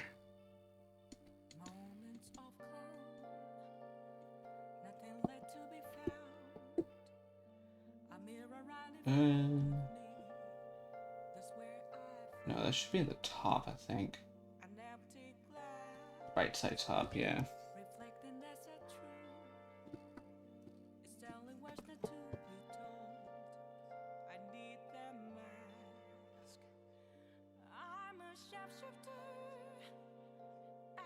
Yep, here it is.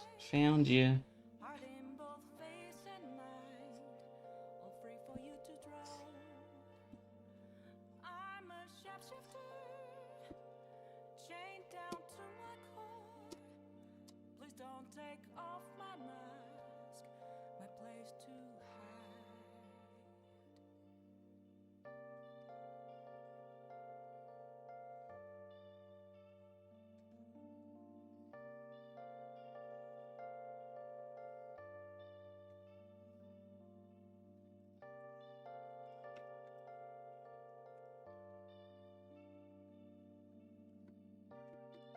Label that. Save. Check back in. Yep, there it goes. The problem's gone. Now there's this problem here. Which face are you on? You're on this.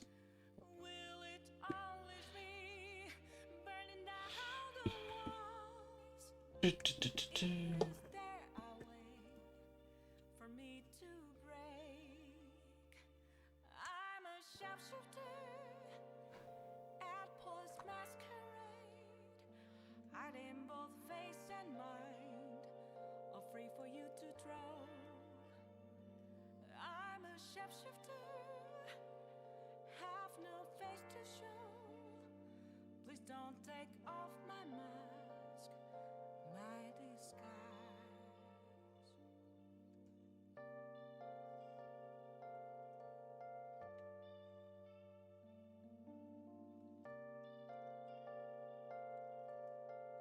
we go. Go ahead and save. Turn off the UV first and save. Yep, it's gone. So by the looks of things, all the little errors are fixed. There's a spot there. Some spots there. That's on the back side, so I'll remember that. There's a spot here. Oh, something that is bleeding in.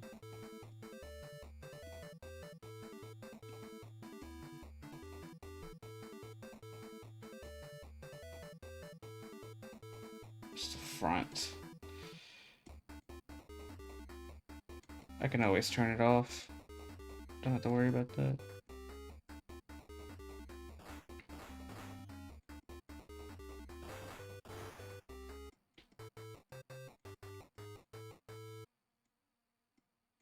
Yep, so that's back side. So let's look up now.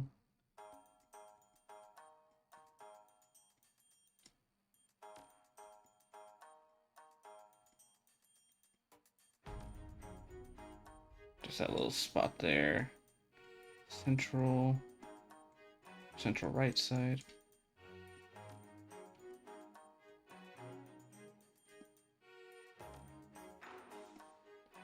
Alright, central right side and then bottom back.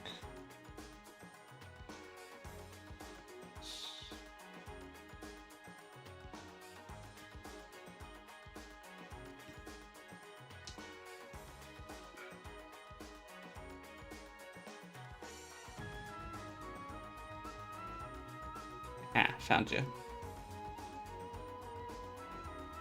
Alright, central right.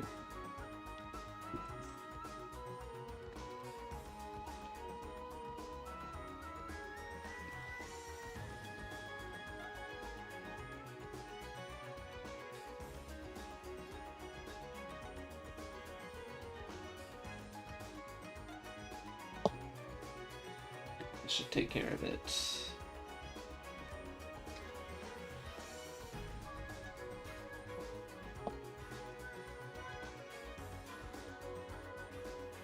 Gone.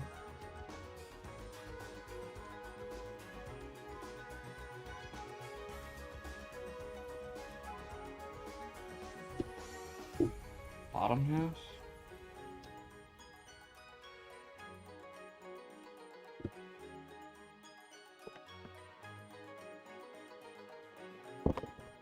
Where?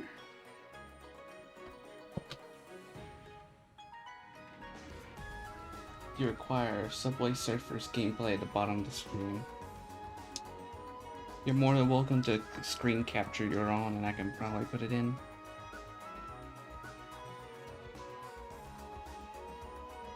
Make sure it's lengthy, because people don't want to see the same shit over and over and over and over. Never, never, never. It's like right here. Should have got it though.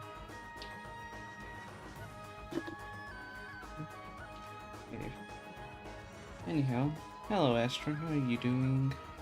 Hope that is OBS, that's not Blender. Okay.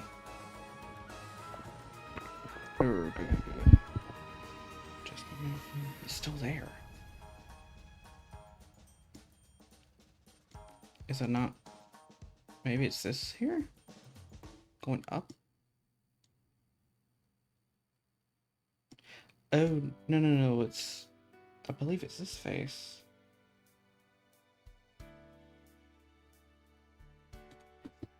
Being sleepy for no reason, no clue why. Yeah, that was me earlier today, so I just took that nap. Might as well. But I kind of regret it, I'm gonna be real.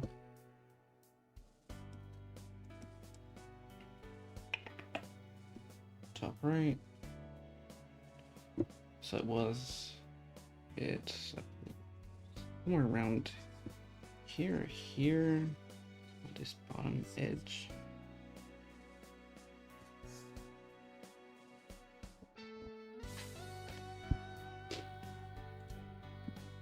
Welcome back, Garbage Crafter. Save. Yeah, it was. It's gone now. Alright. Anvil is looking a lot better now. So now we move into the fun stuff. In hopes it teaches you things.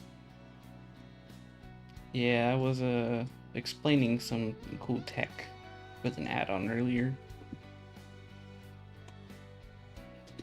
It's the auto reload add-on, where if you make a modification to a texture or something like that, or something from like an external program like CSP that I'm using, it'll automatically refresh it live. So you don't have to press buttons to refresh. It'll just do it for you. Okay, so let's work on this bit by bit. So let's start up with the top segment. Let's turn off the yellow text.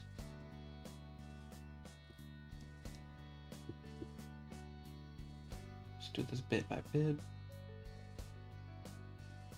So now that we're at the top, we're going to want to make a new layer, mask that layer below it, and I think what I want to do is get a multiply. Let's see. Let me see what I got here in store for the effects, because I like to use the effects. Sometimes I have some pretty nice, nice little texturing that you can apply to something.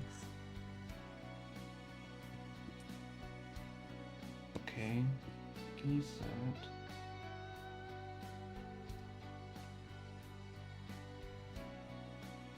What was that one cinematic does?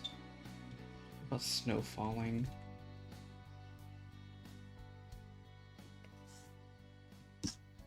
That is way too thick. We're not gonna use that.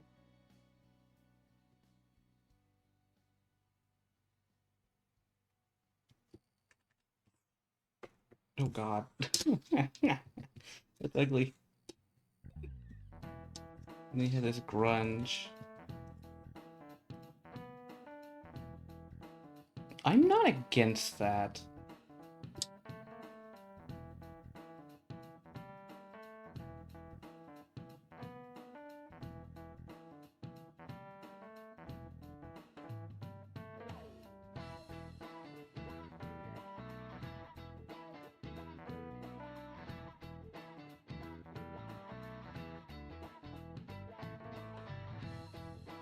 So I think 50% might just make sense. You know? Let me save this. I'm gonna do it on purpose because I wanna isolate it on its own.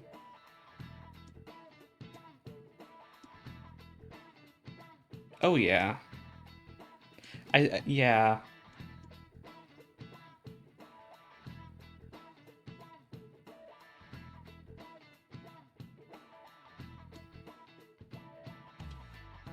I think what else I could do?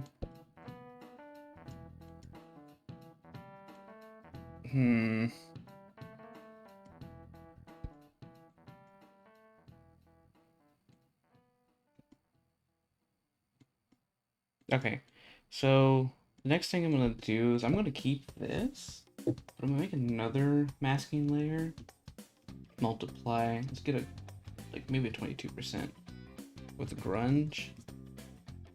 Kind of just like have some spots on the anvil.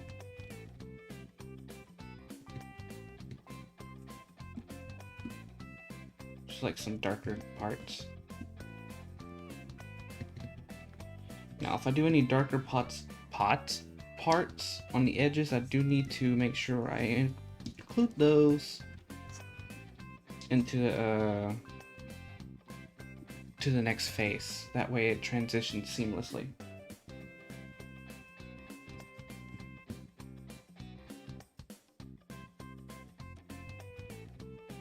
Okay, so let's go ahead and save this and see what this looks like in Blender.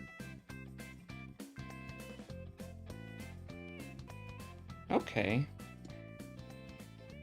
It's not bad. This is good. This is good.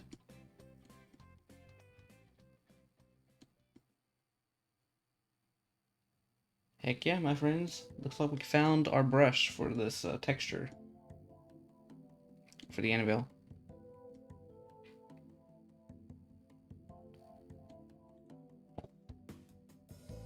Alright, so we can use the same color. I don't see any need. I mean, it looks nice already as it is because we already have the multiply layer doing the heavy work. So what we can do now that we can turn on this under arch is, no, that's not why. Never mind, it's still doing that visual bug. So new layer, mask it, multiply, mask, do the under arch. I'm gonna set it at 50%.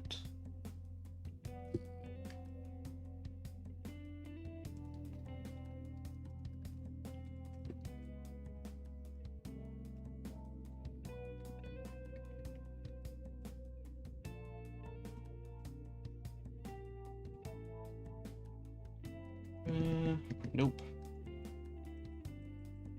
A bit bigger.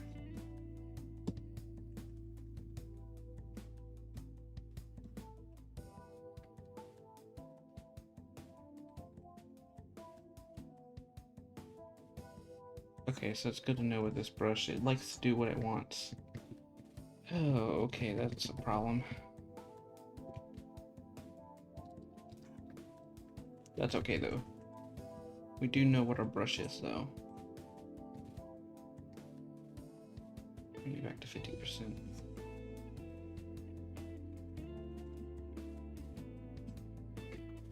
So it looks like the brush has a fixed spot, so I cannot color there.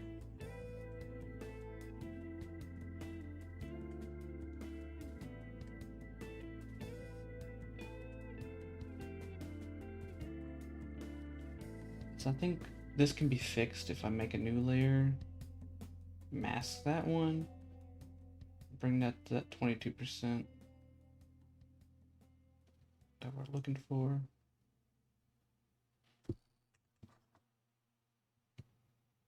Oh, that's a normal layer. Multiply. Nah, it's not doing that. So we have it bleeding on the edges like that.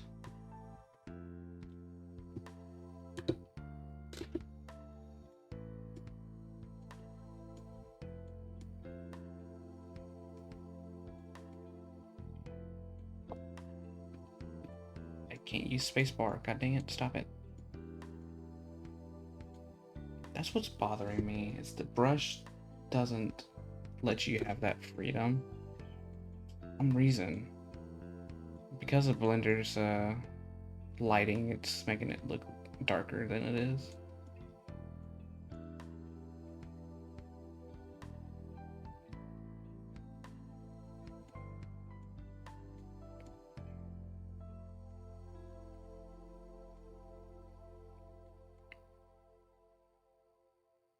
I think what I'm doing, I'm gonna leave it be for now, and then I'll come back to it when adjustments need to be made. Because I don't want to be fixated on one thing and one thing only. But we know what we're doing though.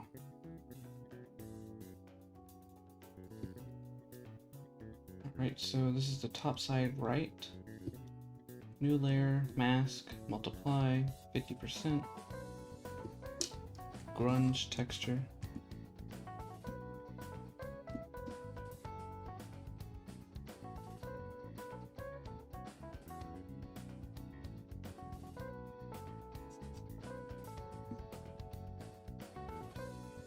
This is so problematic.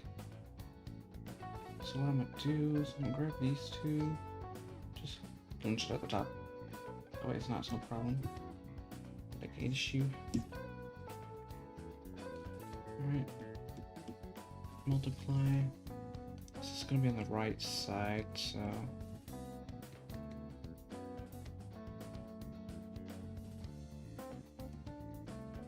22%.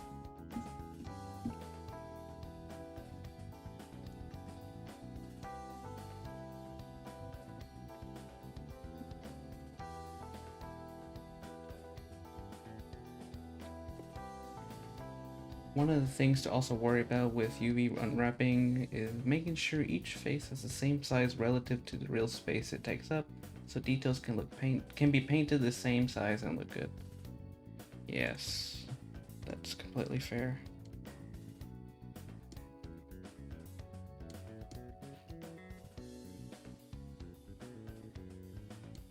So I need to get this right here next. Turn on the UV real quick so I can see.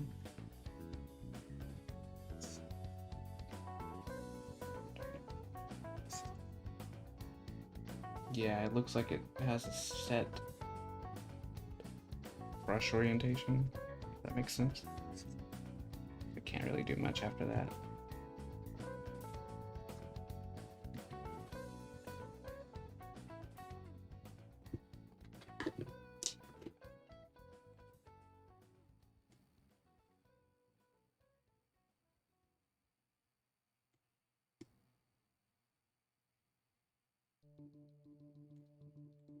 Okay.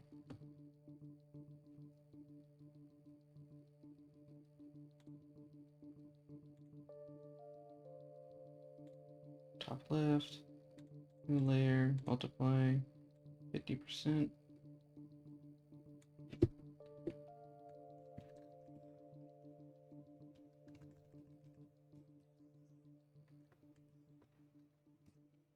The goal is to not have all these sides look the same, by the way. I think now that I've explored a little bit, I kind of want it to have some sort of differentiation, if that makes sense. Because I don't want it to look so copy and pasted.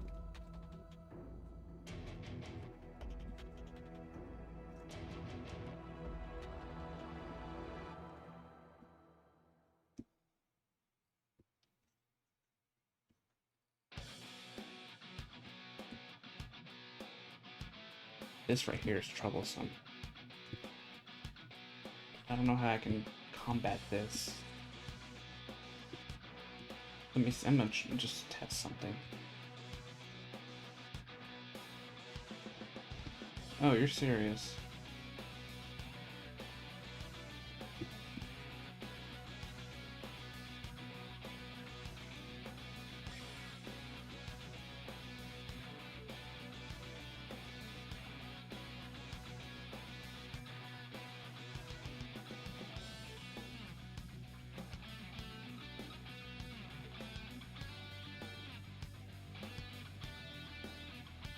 Clip Studio, are we having a problem?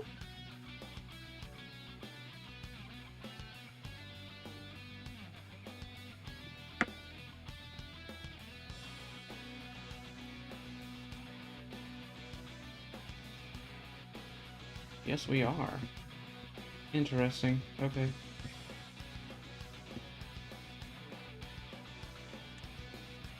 No, literally. I like this section being this color. What? Huh?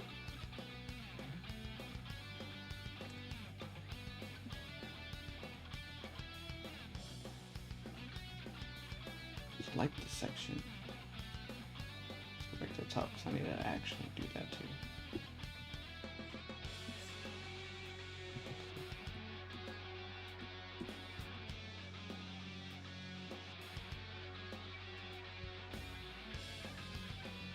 I just kept it at 100%. Okay.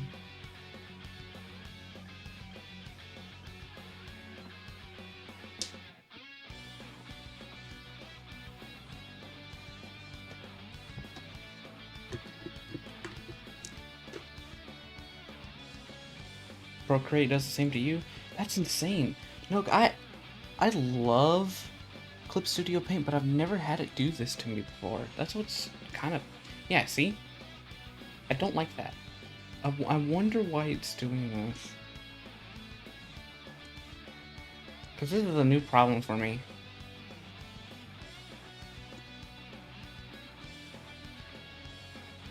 It might just be the texture brush, in all honesty.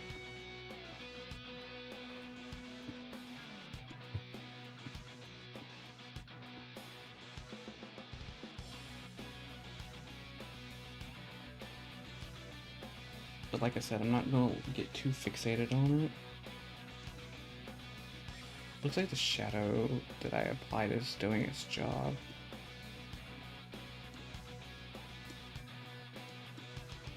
Cool, so now we have some uniform. Alright. So, let me do something real quick. Folder, grab you, and you. We're gonna shove you into this folder. We're gonna tidy up our workspace, my friends.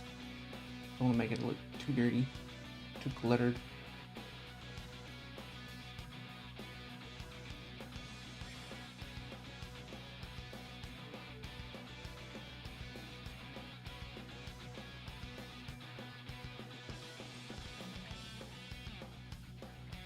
There we go. It's a lot nicer to work with. Okay. So we did the left top. So now we can do the front top.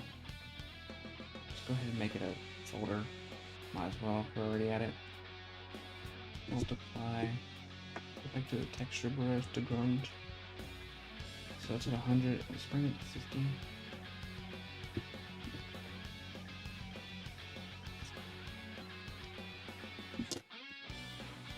Yeah, it quite literally is just the brush. It likes this. Like, I'm going over it so many times, it'll eventually get some of it. It's not what we want though. So let me see, can I try something different? Just to humor myself? Ooh, get him. Get him.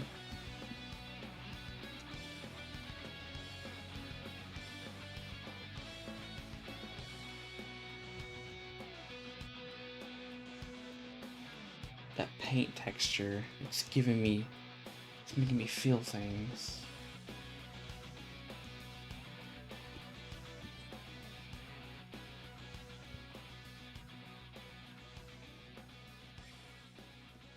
Multiply, let's bring it to 30.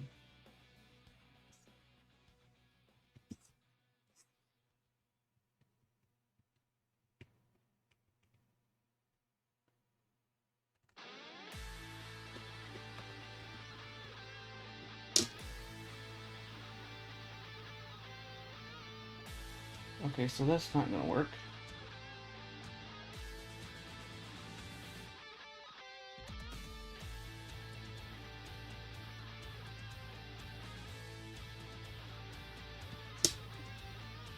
Just curious, I haven't used this brush in a hot second.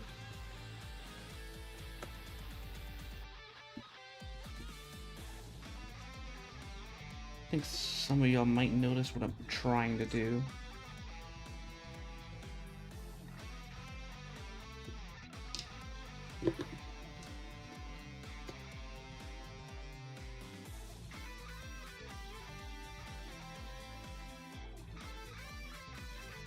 Shift key.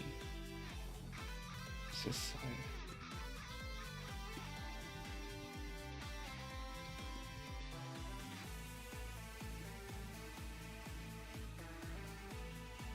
Okay, so it does work the way I want it to work. So we can close this folder. Let's do under arch. Actually, let's go ahead and do it for the under arch too. Multiply. Let's do 30%.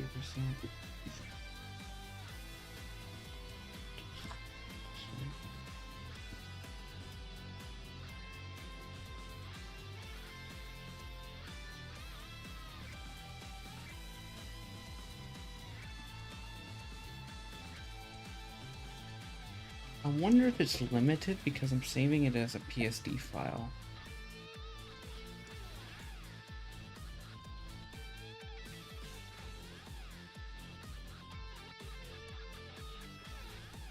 That might just be the case.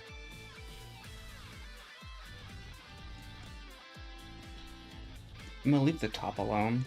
I'm not gonna add those streak marks onto it.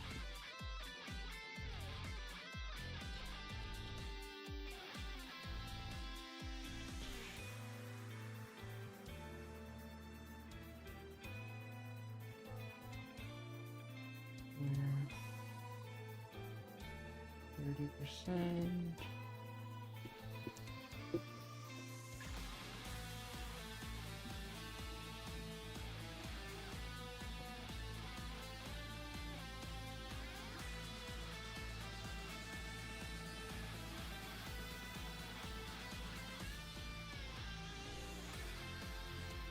$43 might be it.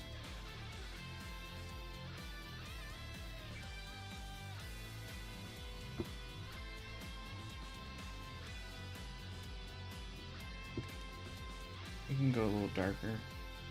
Wouldn't hurt.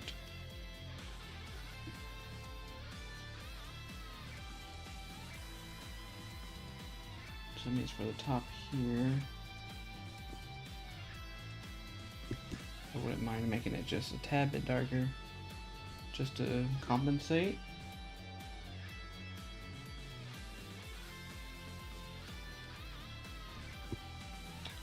It is quite late, so I hope Genki is awake to see this. Probably not, but it is since the weekend. I don't know, maybe Genki works. I don't know. I would like to see what Genki thinks.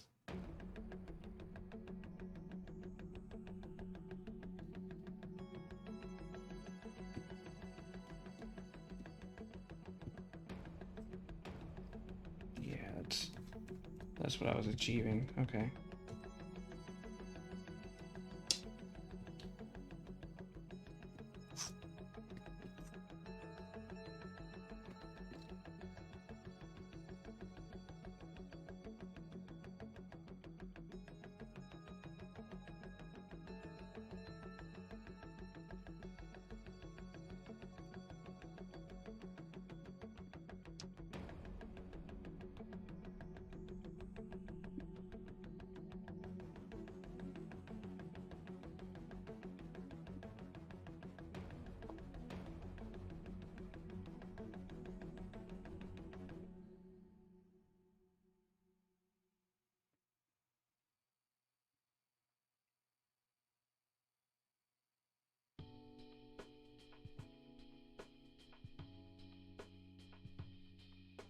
If you want your rendered Anvil to have less bad lighting on the bottom, change the viewport settings on the top right to change the sphere to a brighter scene. Let me save what I got going on. If I had the full screen this baby. Ooh, hopefully it's done. Yeah, my Clip Studio is overlapping it.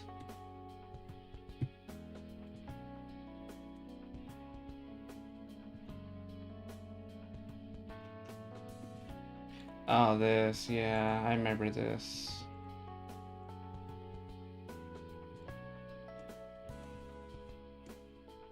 Let's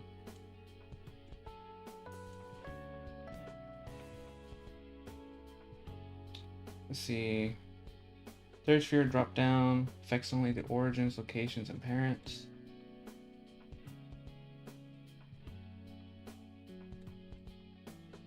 Ah, this drop down, that's what you meant.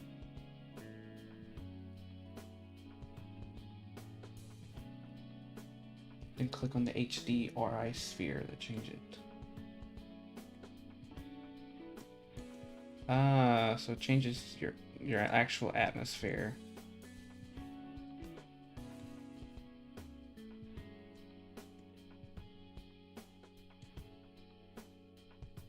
This is neat.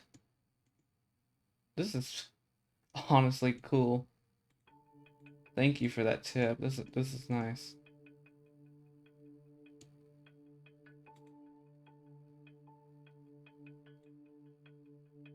And then change it to 2.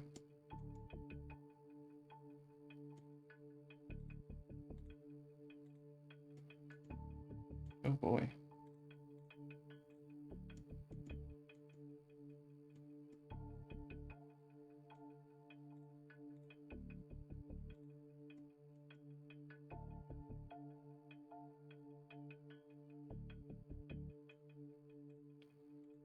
The 4th one.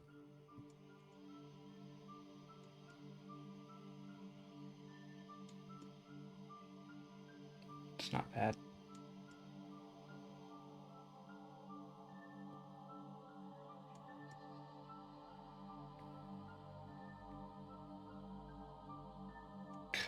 still bothers me. That corner piece.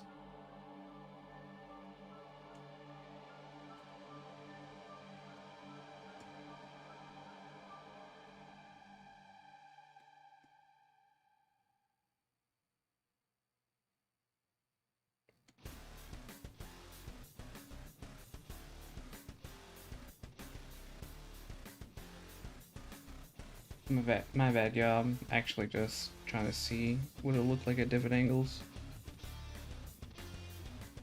That way I can get a perspective how I want to proportion things. It's good to be able to see this stuff.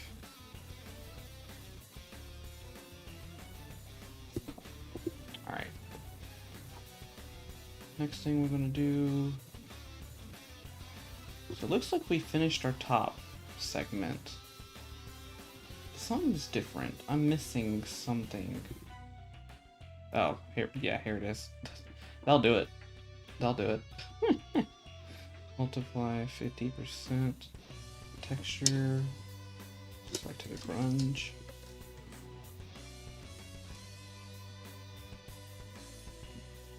It's on the back side.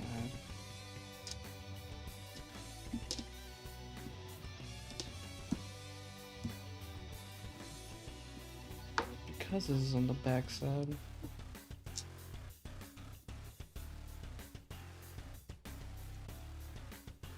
Okay.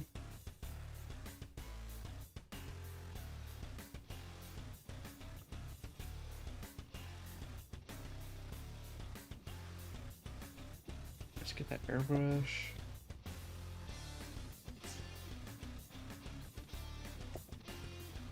Turn it off.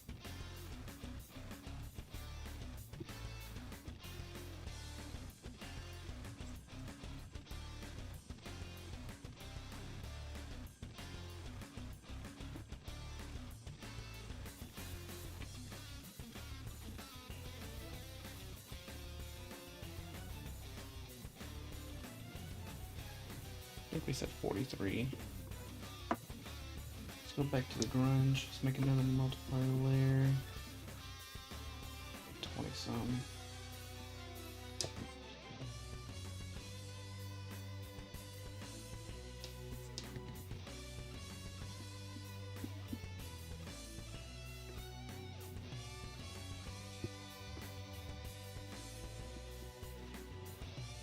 New layer. Go to the background. Let's get a water texture. Yes, this is a water brush. It's meant for water, but it's doing its justice, in my honest opinion. And save. Water. Water. Bottle of water.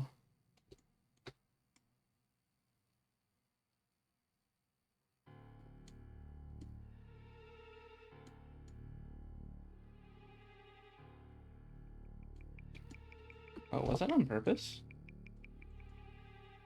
There's that extra little bevel to it here. I think it was on purpose.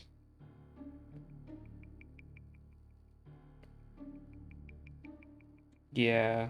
Yeah, I guess that makes sense. You don't want a sharp point.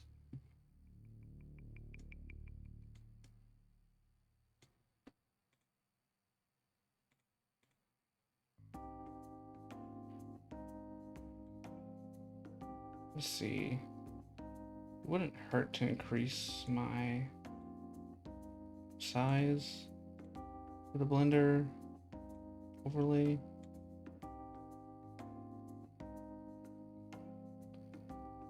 This should be perfectly fine. I feel like we need another goofball. Can't leave him hanging.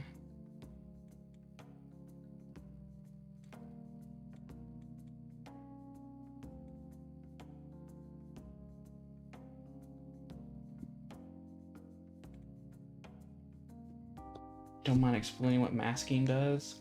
Granted, I barely changed layers. So it's a good thing to practice when you're doing artwork, if you need to focus on a specific part of your art. So this will be, this technically is a good example, but what kind of art do you do? Let me put it this way. What kind of art do you do? Do you like do character drawings? Do you do textures? Do you do scenery?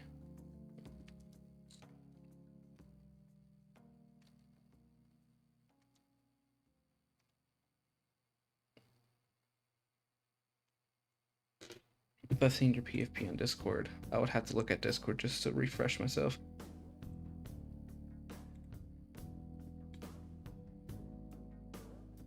I gotcha. Okay, so you're working with characters. Let me open up a previous character that I've worked on. Actually, before I do that, I want to show y'all the previous texture that this Anvil used to have. It's funny because I believe it's one of the base textures. This is what we were working with.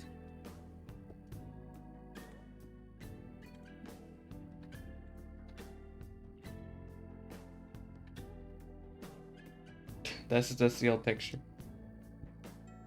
Anyways, we're not focused on that. So let me open, this is going to be off topic, but I don't mind getting off topic, just take a small little mental break. Campfire, nope. Personal files. Let's see, what files can I do? What file can I do? Ah, here we go. We'll go with one of my personal gag things that I was working with. I want to escape my pixel artist hellscape eventually. I usually just make variations of the same thing. Sometimes if I like a game a little, put a defining feature of that character on my little base. Okay. That's pretty neat. I like that. So... Okay, my dial pad is stuck. There we go. Let's go ahead and get our normal rush. So you see how I already have this this weapon right here grayed out, this berserk weapon. So basically this is my flat color. This is my flat base. And masking, what that does, so when you make a new layer and you click the mask button, this specific layer that you have will now only interact with the layer below it. So you can't color on the outside, so I'm trying right now. Can't color. But if you interacted with it, then you can tell there's no bleeding. It only interacts with the pixels beneath it. Right? So that's pretty much what masking within itself does. I kind of want to work on this project a little bit later now. God damn it. Little splash chart. But that's pretty much what masking does, and you can always stack mask. It doesn't matter how many times you do it, it'll stack. So we have this here. We change the color to blue, and it will still work with the mask. Change it to green. So each mask that you have layered will only affect the layer that's not masked, so it's base layer. It will stop at that layer, and then it won't touch anything below it unless you make your base layer also masked.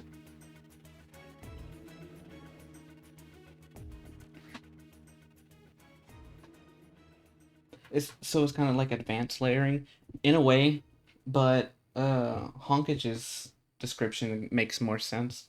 It's literally just like masking tape, preventing the overflow, but in digital art. So like you're painting a wall, you need some mask tape, bam, there's your mask tape. And your paint doesn't get onto your wall in places you would not want it to be on. So that's pretty much what masking is. It's such a handy tool. I'm so glad that art programs have that programmed into their softwares. It makes life so much easier instead of having to carefully like go along the edges and everything, when in reality you could just mask tape it. I say mask tape it in a general sense. Oh yeah, certainly. You Okay. So, judging by what we have now, let me save this real quick. Go back to Blender. So we have the top half of this thing done already, this anvil. So we can go ahead and work on the centerpiece, and then we'll move on to the bottom, and then we'll be done for today's stream.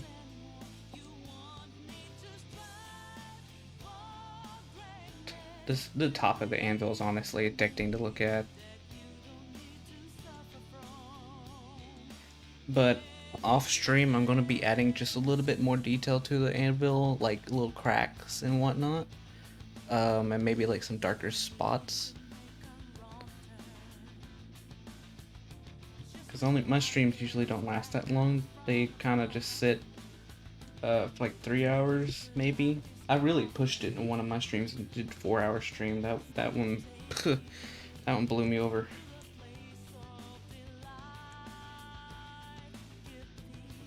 It makes you want to swap to a different. Yeah, no, I get you. I understand you completely. Let's make a new folder. Put these bad boys into this. Close the top segment. So now we have our bottom. No, let's do the central.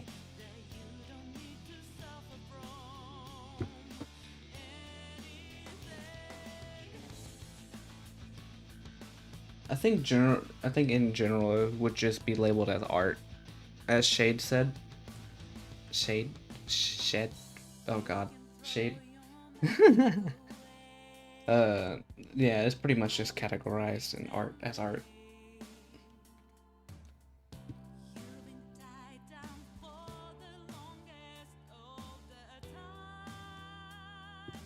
On technicality, yes, you'd be right. On technicality, you would be right. Just the left half. Okay. Decorations.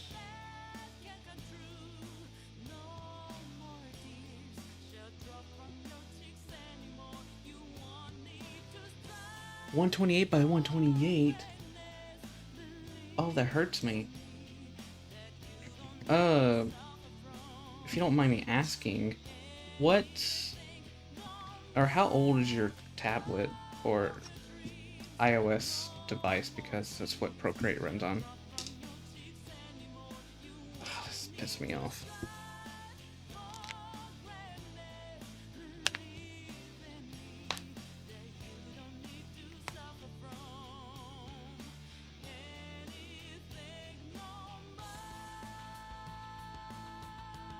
Are we still on the hair topic? Oh, y'all will not let that go now, huh?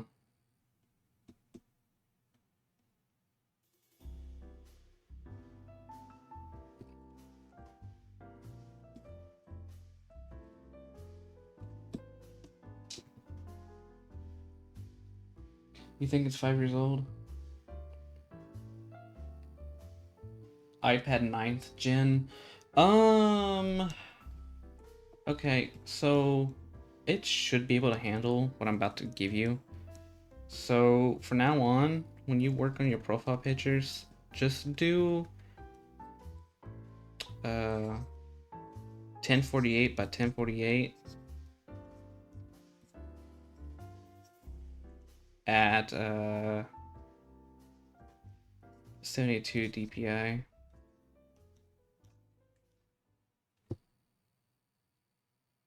And if your tablet's able to handle this, you can attempt 2048 by 2048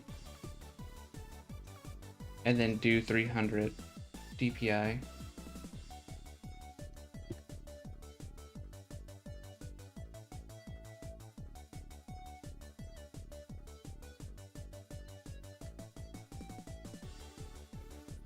Oh, it's not that it can handle the higher resolution, it's just bad at detail. Oh, okay. No, I get you. I got you.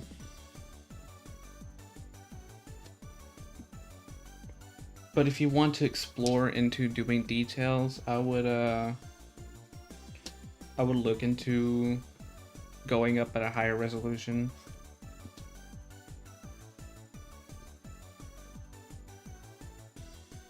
Higher resolution and dots per inch.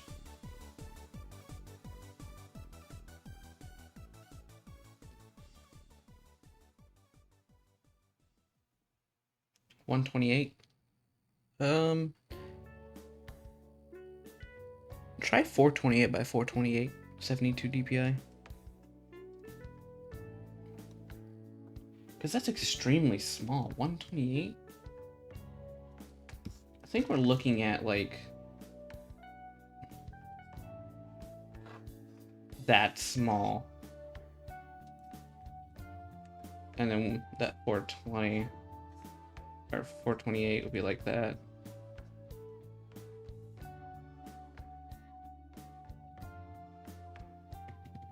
Oh, definitely. Recreate your base in 2048. That would be good. That would be good. I would recommend that to be explored. Also, y'all, I forgot I rotated my canvas 90 degrees. This is 90 degrees.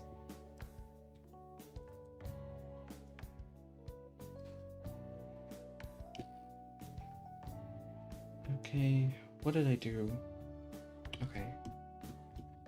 Multiply, so 43%. Dark airbrush it. Could technically just... No, I won't do that. It's on the side.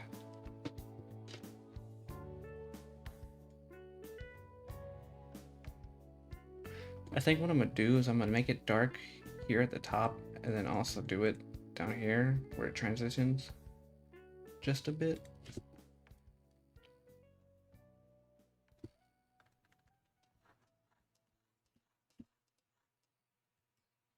So that means I need to do that for the other spots.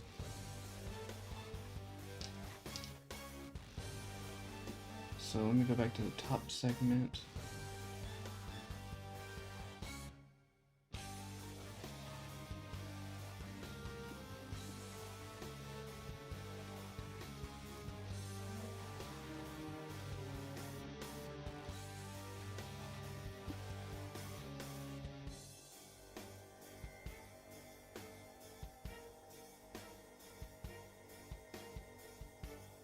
Multiply.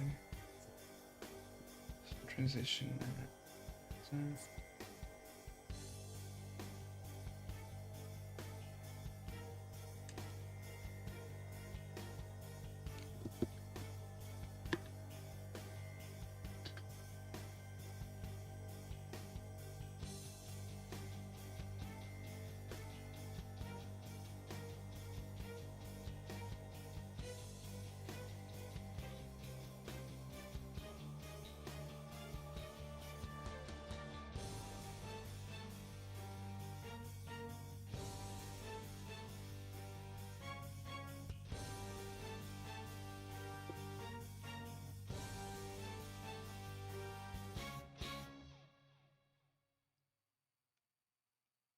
You're going to be in your 40s at 2048.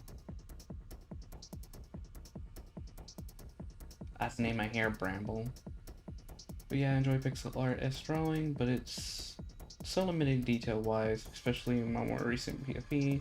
So many things I wanted to do but couldn't because not enough pixels, LMAO.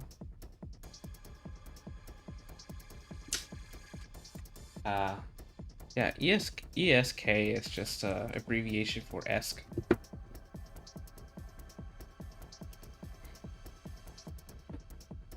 I think we kind of normalized that.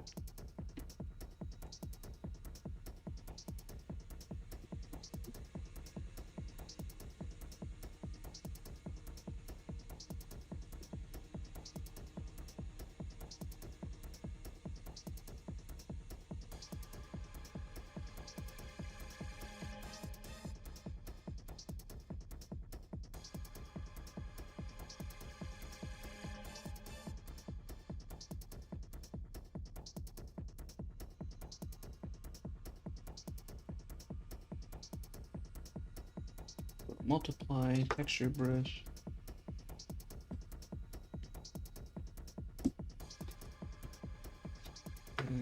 multiple level. 20 is multiply. So 31's fine.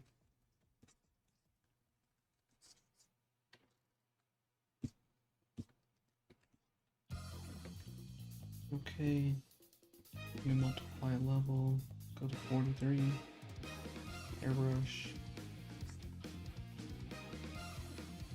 Airbrush stuff here.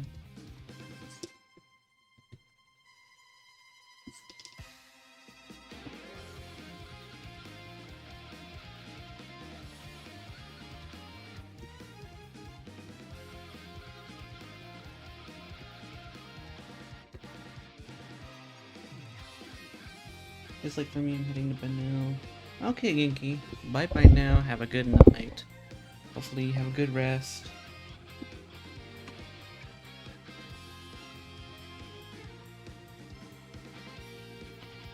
Some parts are darker than the others, so I need to adjust that here in a bit. Just gotta remember.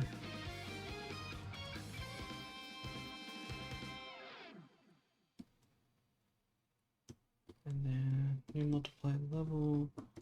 Let's go to the water brush. I forgot to add that to the last one.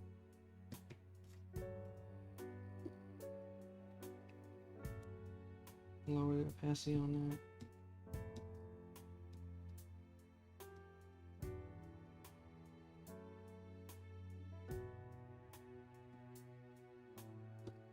New multiply, drag it down, flunk, flunk.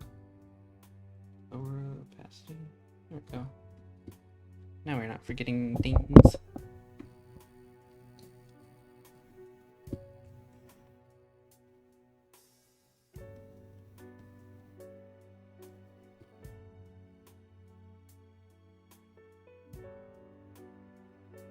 I think I'm gonna categorize both of these and then just do the masking layer to the folder. I think that might just make this easier in theory. So I'm testing this real quick. Oh, but it's gonna write on both of them at the same time. I just gotta be careful with it. I'm being lazy.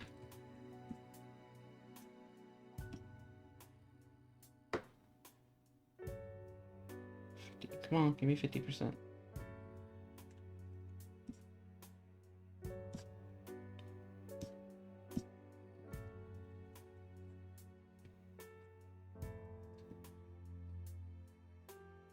Another multiply layer.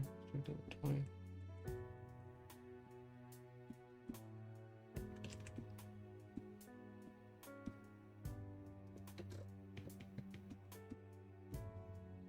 Oh, I learned something incredibly insane today in my U.S. history class.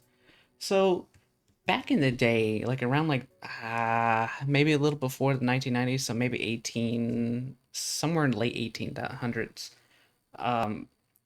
people were developing some crazy out of the mind products in the consumerism era.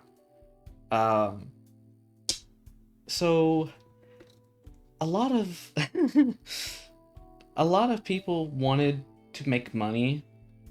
So their thought process in making money was, oh, let's go ahead and just give everybody heroin. Or let's go ahead and just give people straight up poison. Like, oh yeah, apply this ointment to your face or whatever like that, and then bam, you'll be looking good as new. And they mostly targeted the women back then for prettiness and whatnot in the makeup industry, I guess. But imagine your your child, right? And your baby is going through that teething phase. They created a product where it literally was a mix of heroin, marijuana, and some sort of I don't remember what it was, but it was bad. And then basically you put these droplets in your baby's mouth and it would just stop the teething or something like that. That's horrible that I've learned. This is the United States of America, my friends. People were getting creative. Yeah, exactly, right before the FDA.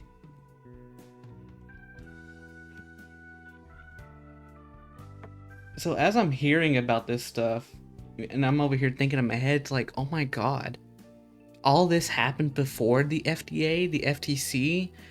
That's crazy. And I'm like learning all this stuff, the FDA and FTC stuff like that for my nutrition class, for anything that's related to medical, and that's like, oh my god, no way. Actually, let me see. Maybe I can pull it up. Maybe my professor uploaded the PowerPoint, because that is just incredible. It's so off topic, but I just wanted to tell y'all. Let's see, U.S. history, Unit 2.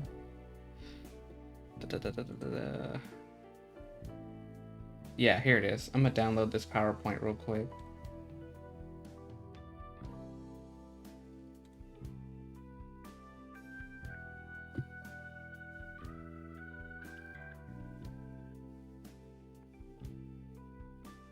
Window capture.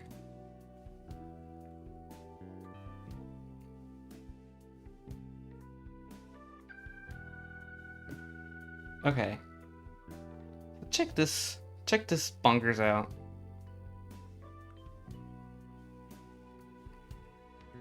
Like, absolutely mind-blowing. Excellent first slide. Yeah, I know.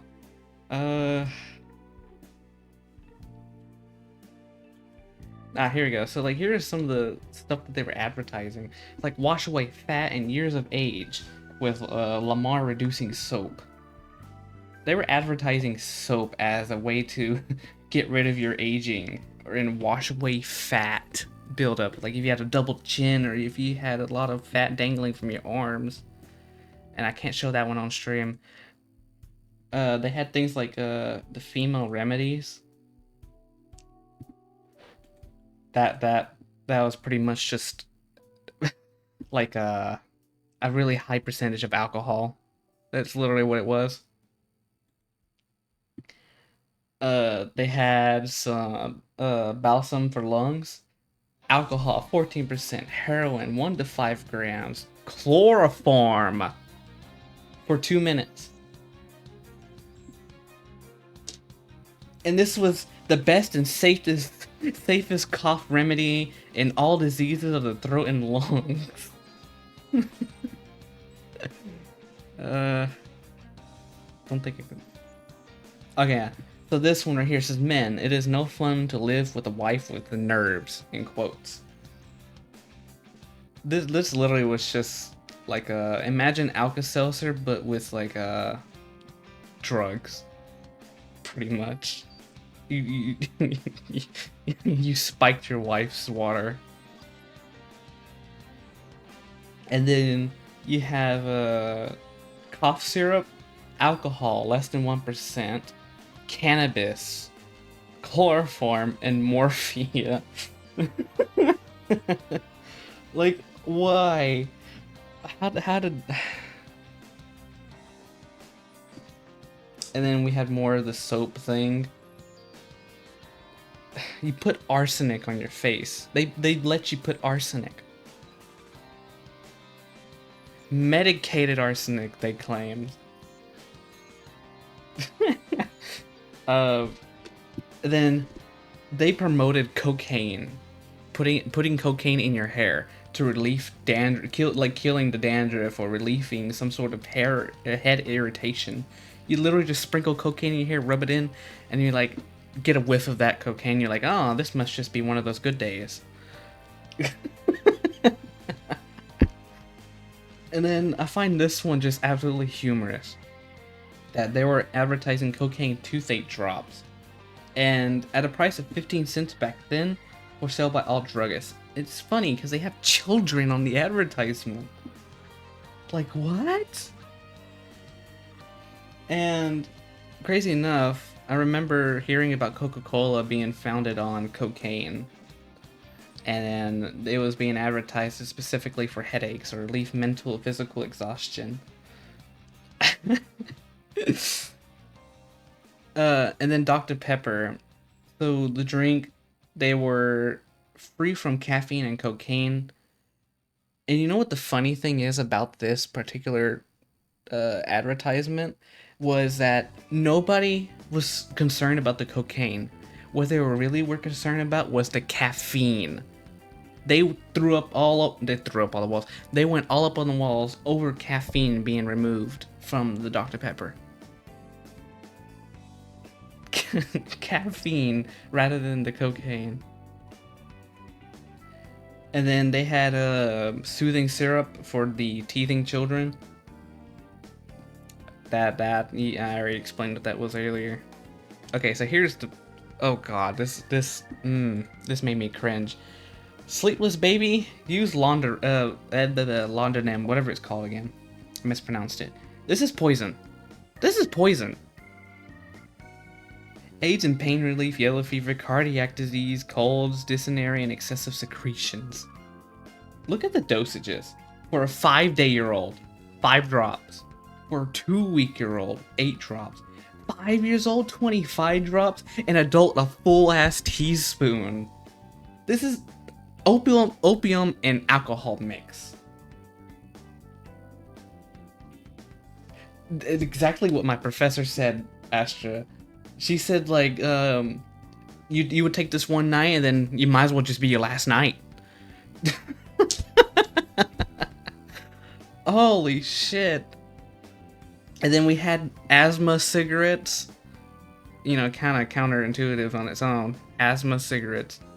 And it's not recommended for children under 6. They had heroin in the bottom. Heroin at the time was basically over the counter. You could just go up to the stores like, yo, could I get some heroin? Yes sir, yes ma'am, here you go. Here's some heroin. And then here's that soothing syrup down there.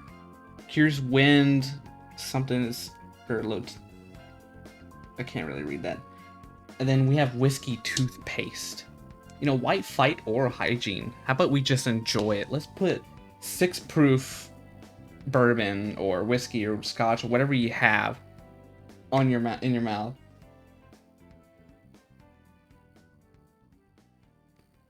People lived in the old age who died in childbirth. No, for real. But that was pretty much it. And then she included this at the end. Aw, did someone get addicted to crack?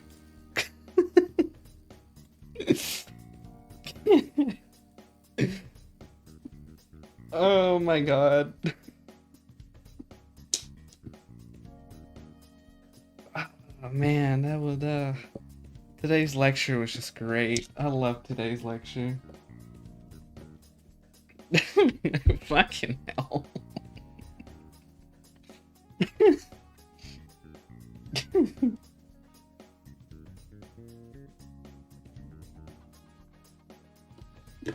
Okay, we got this going on, so let's go ahead and save this. Oh, that's not. Save. Blender.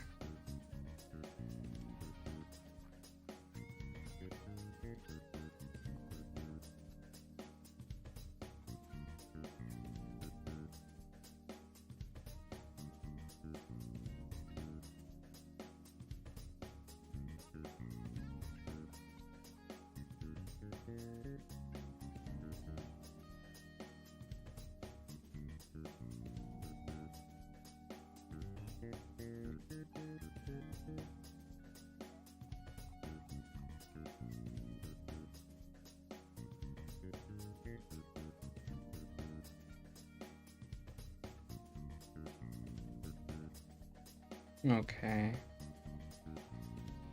Not seeing too much of a problem with the transitioning of the textures, which is good. That's what we want. We don't want too much of a complicated transition.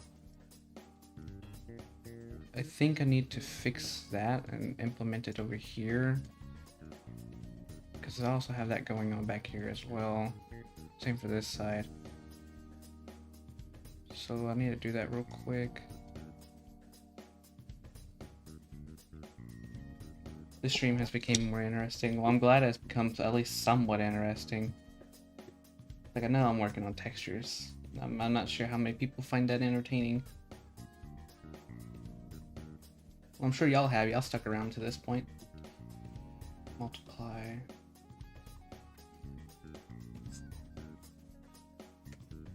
Hello? It is applying, but it's not. Is it because I have it? That, yeah, okay, that makes more sense. Let me just back out.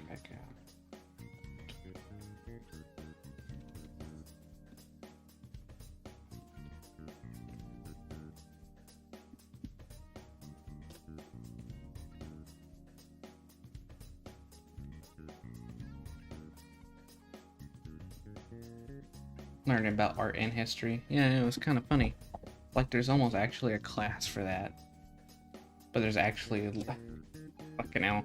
There's actually in-depth... it is actually more in-depth on the historical aspect of art rather than American history.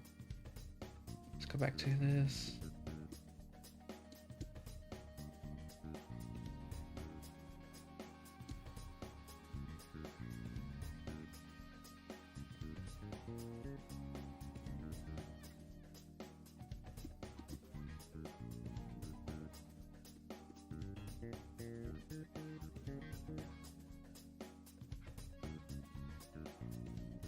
That's a camera. Not as much. Seems fine. Not sure what's happening right here. Alright, well, we're good here. Neat, neat, neat, neat, neat. So let's go ahead and work on the bottom bases.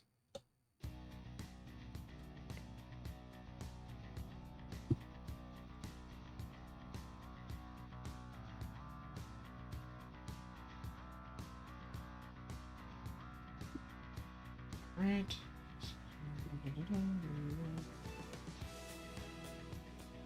New folder. Let's put everything here into that folder. Just clear up the clogginess. 1, 2, 3, 4. 1, 2, 3, 4. Put you here. Put you here. Put you here.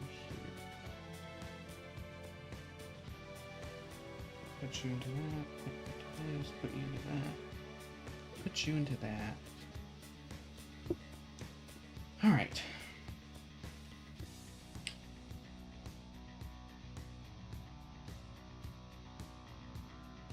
I think to make this easier,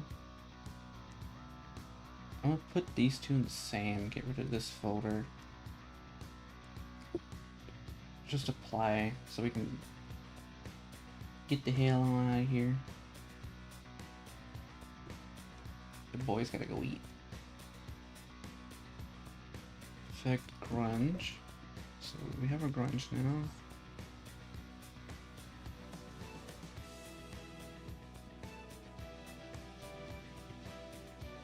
What? Oh, okay. Worried me there for a second.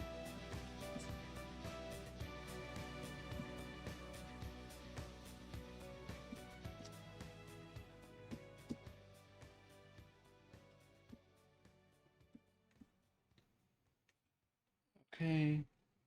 I'm gonna do a new layer, multiply. Excuse me.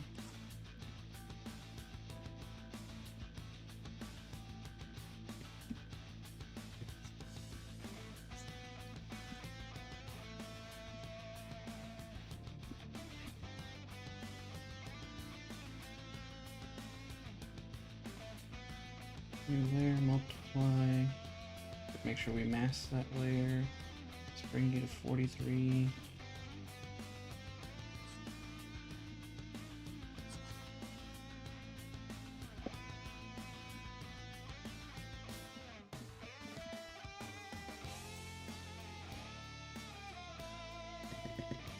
Actually.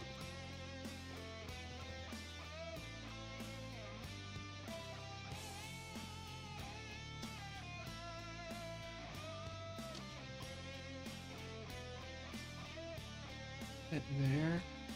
New layer, multiply, go below. Filters. No. Effects. The water effect, go down to 30, 20. Maybe we'll do 20. Just do a launch. That is tiny.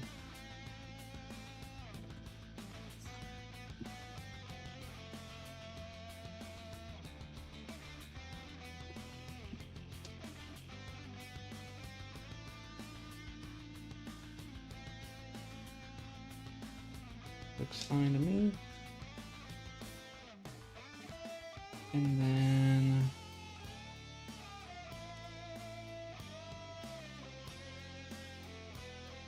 honestly, I might as well just do this for this as well. Multiply. Background. Effect. Grunge. Oop. It's 50% that.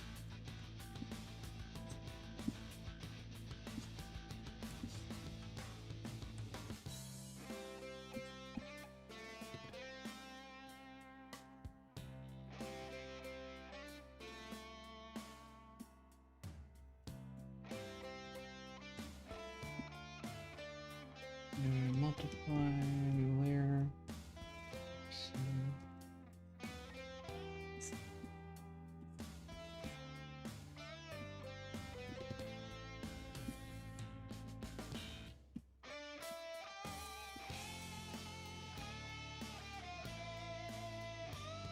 New layer, multiply. 43. Because this is like a bend area, let me increase the brush. I kind of want to give it that 3-dimensional to it.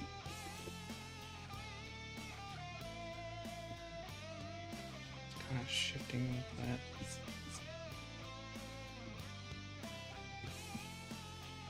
And then new multiply. That a bit. Let's get our water brush.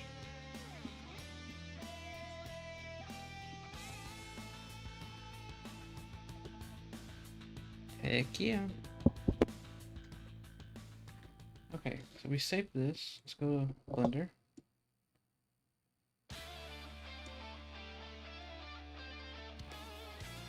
Look what we have done in today's stream, my friends. A project Campfire Anvil already in the works.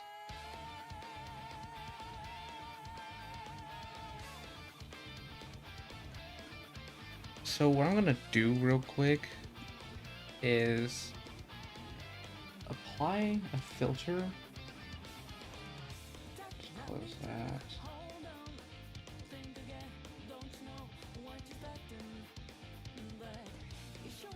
A cartoonist trap? What is that?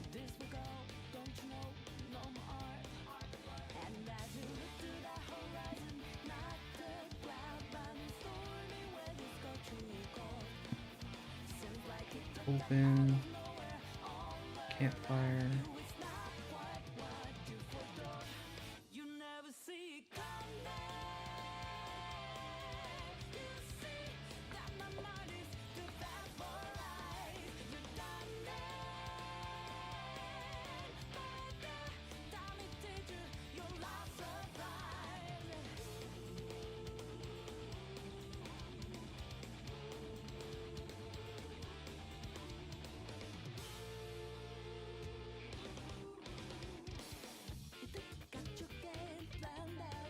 Make it a maker's mark.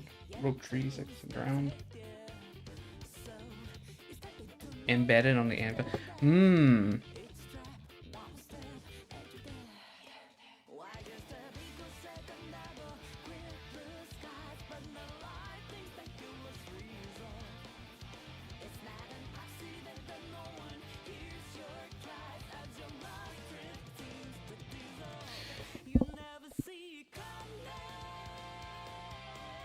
Hold on, you got my neurons working.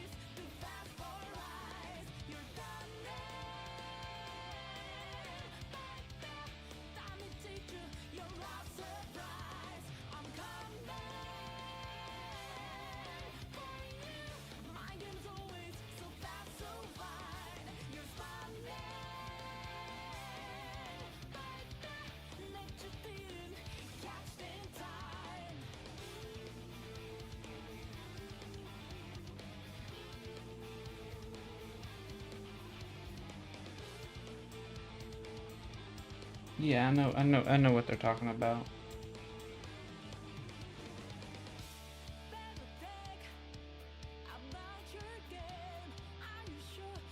That's what I'm about to do. New correction.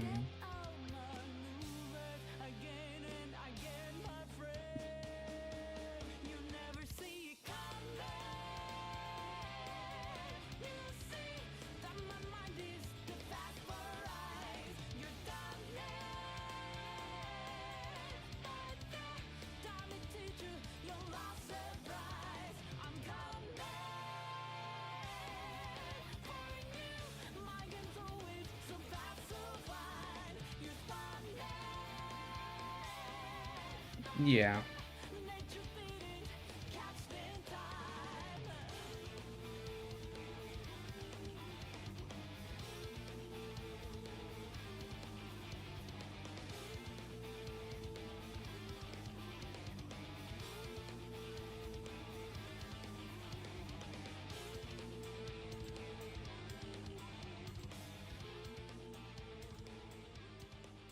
Right now I'm just kind of exploring with different things.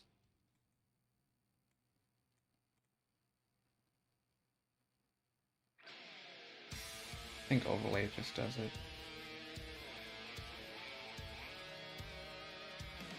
I think what I could do is just put it here instead.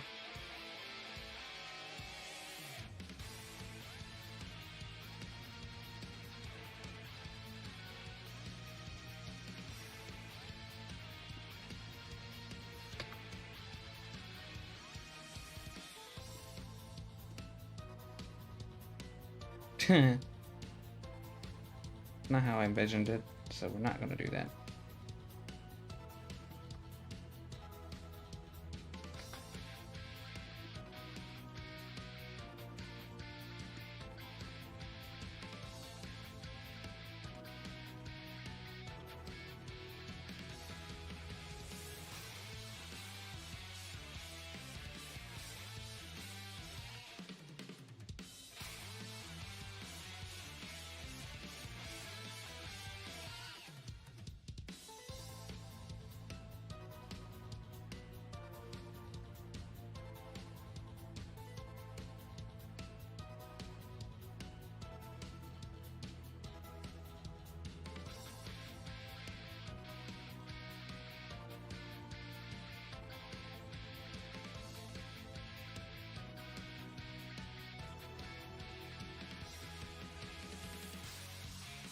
I'll do.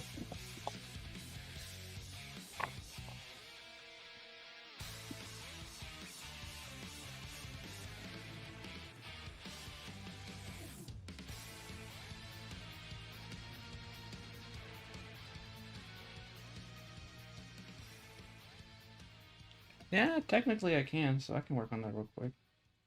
Wouldn't work. It wouldn't hurt.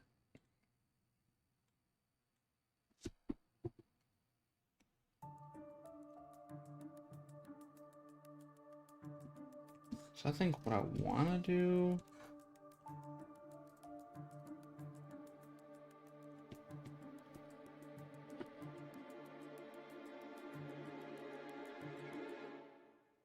That's why it looked off to me. Okay.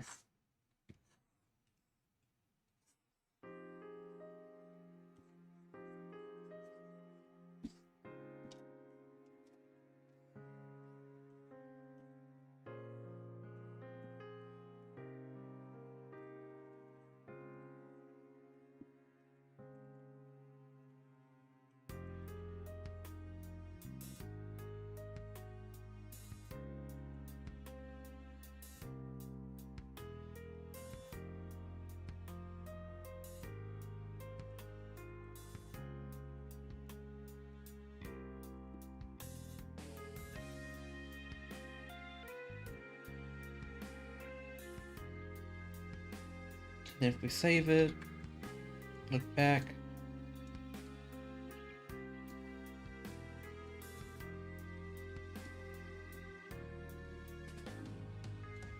And then we can use bump maps to make it look like it's steeper. I don't know how to make those yet, but I will figure that out eventually. and we'll have bump maps going on for this. That way we have better textures instead of it being so flat like this. But we're still in the exploration stage right now.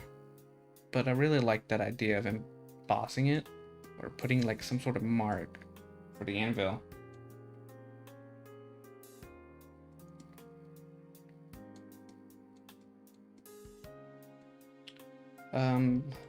Before we vanish for today,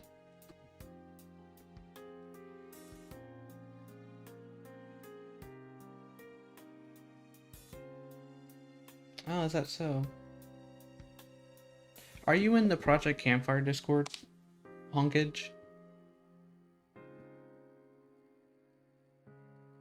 You are. Would you mind sharing that with me?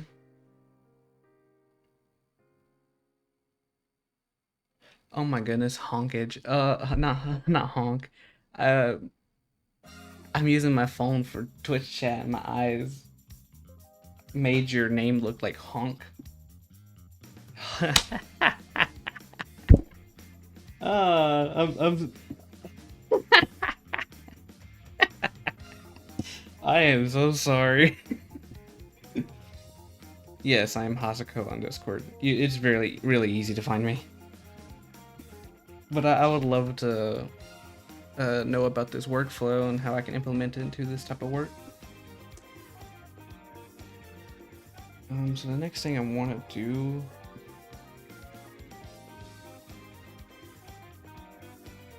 file, selective here. So what I'm gonna do, I'm gonna get a filter. Oh, I can't apply that to this? Oh, that's mental. Okay. So instead of doing that, what I'm gonna do is that I'm gonna save this as an image. Well, let's save first.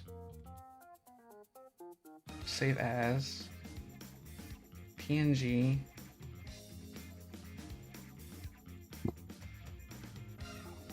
Rename it.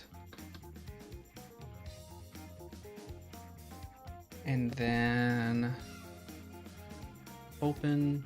I'm probably just doing this the hard way.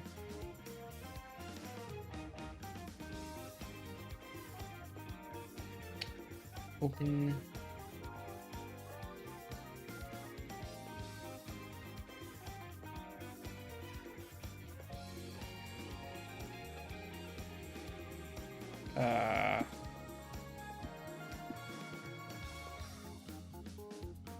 Bruh. Oh, that's because I saved it as, okay, save as Photoshop document. Save. Yes. Okay, now file, now open, now Anvil. Holy hell. Copy. Paste. Now that it's pasted, let me hide all these layers. Let me separate them by color. New layer, red. Now that I have this filter, we're going to, where is it at? Oh.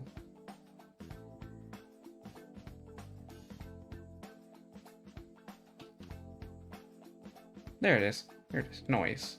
I'm gonna put a noise green on this.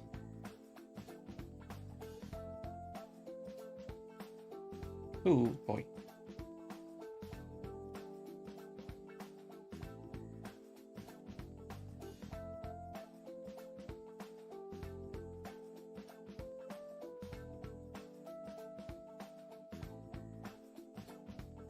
So now what we're gonna do, we're gonna save this. Look back and see what this does now. Oh, this is looking a lot better. Oh, a whole lot better already.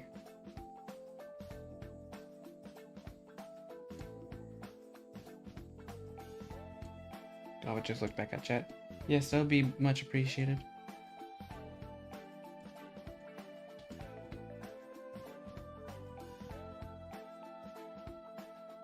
Yep, we're looking good. This looks good already.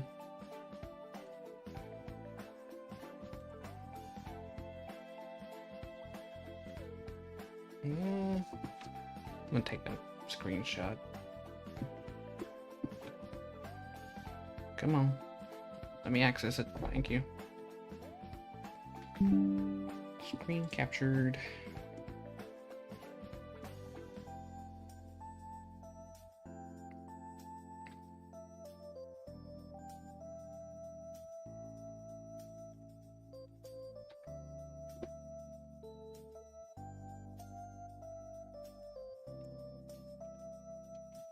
Post that into that.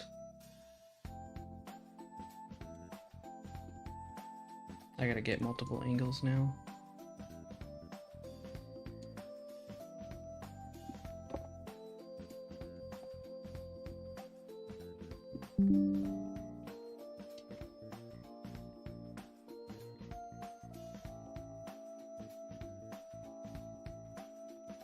Come on, screenshot. Thank you.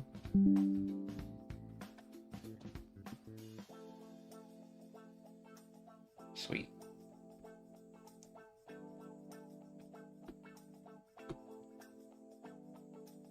All right, so now we have our anvil. We've finished the texture today, at least for this stream. And then while off stream, I'm gonna go ahead and add a little more details to it, like a little chipping into the anvil. Just some sort of kinks to it, you know, to make it fleshed out. Like it's a little bit worn. But yeah. Oh, I need to fix this. Oh boy, my avatar is way off to the side. There we go.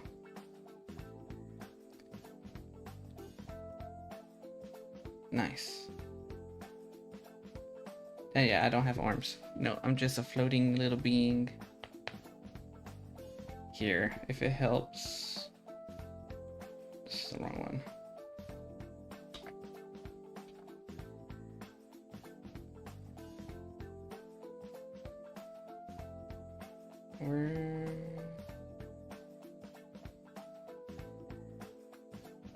Huh.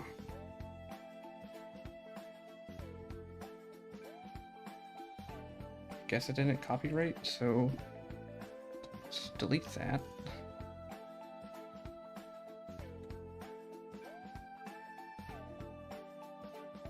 I want my tablet. Give me my tablet. Thank you. There. There, now we're looking snazzy. We have my tablet.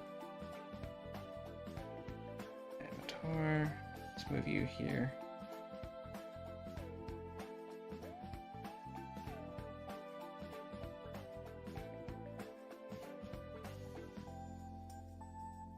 There. There we go. Alright. So, thank y'all for swinging on by. This is a very productive stream. We've created an asset. We've created some textures. We've explored Blender, and now we understand how Blender works. I'm not sure if I'll be able to do a next stream on Tuesday, but I'll see. But yeah, thank y'all for sliding by. I appreciate y'all for tuning in and chatting with me and being along with this development of Project Campfire. So, I hope y'all have a great day. Bye bye.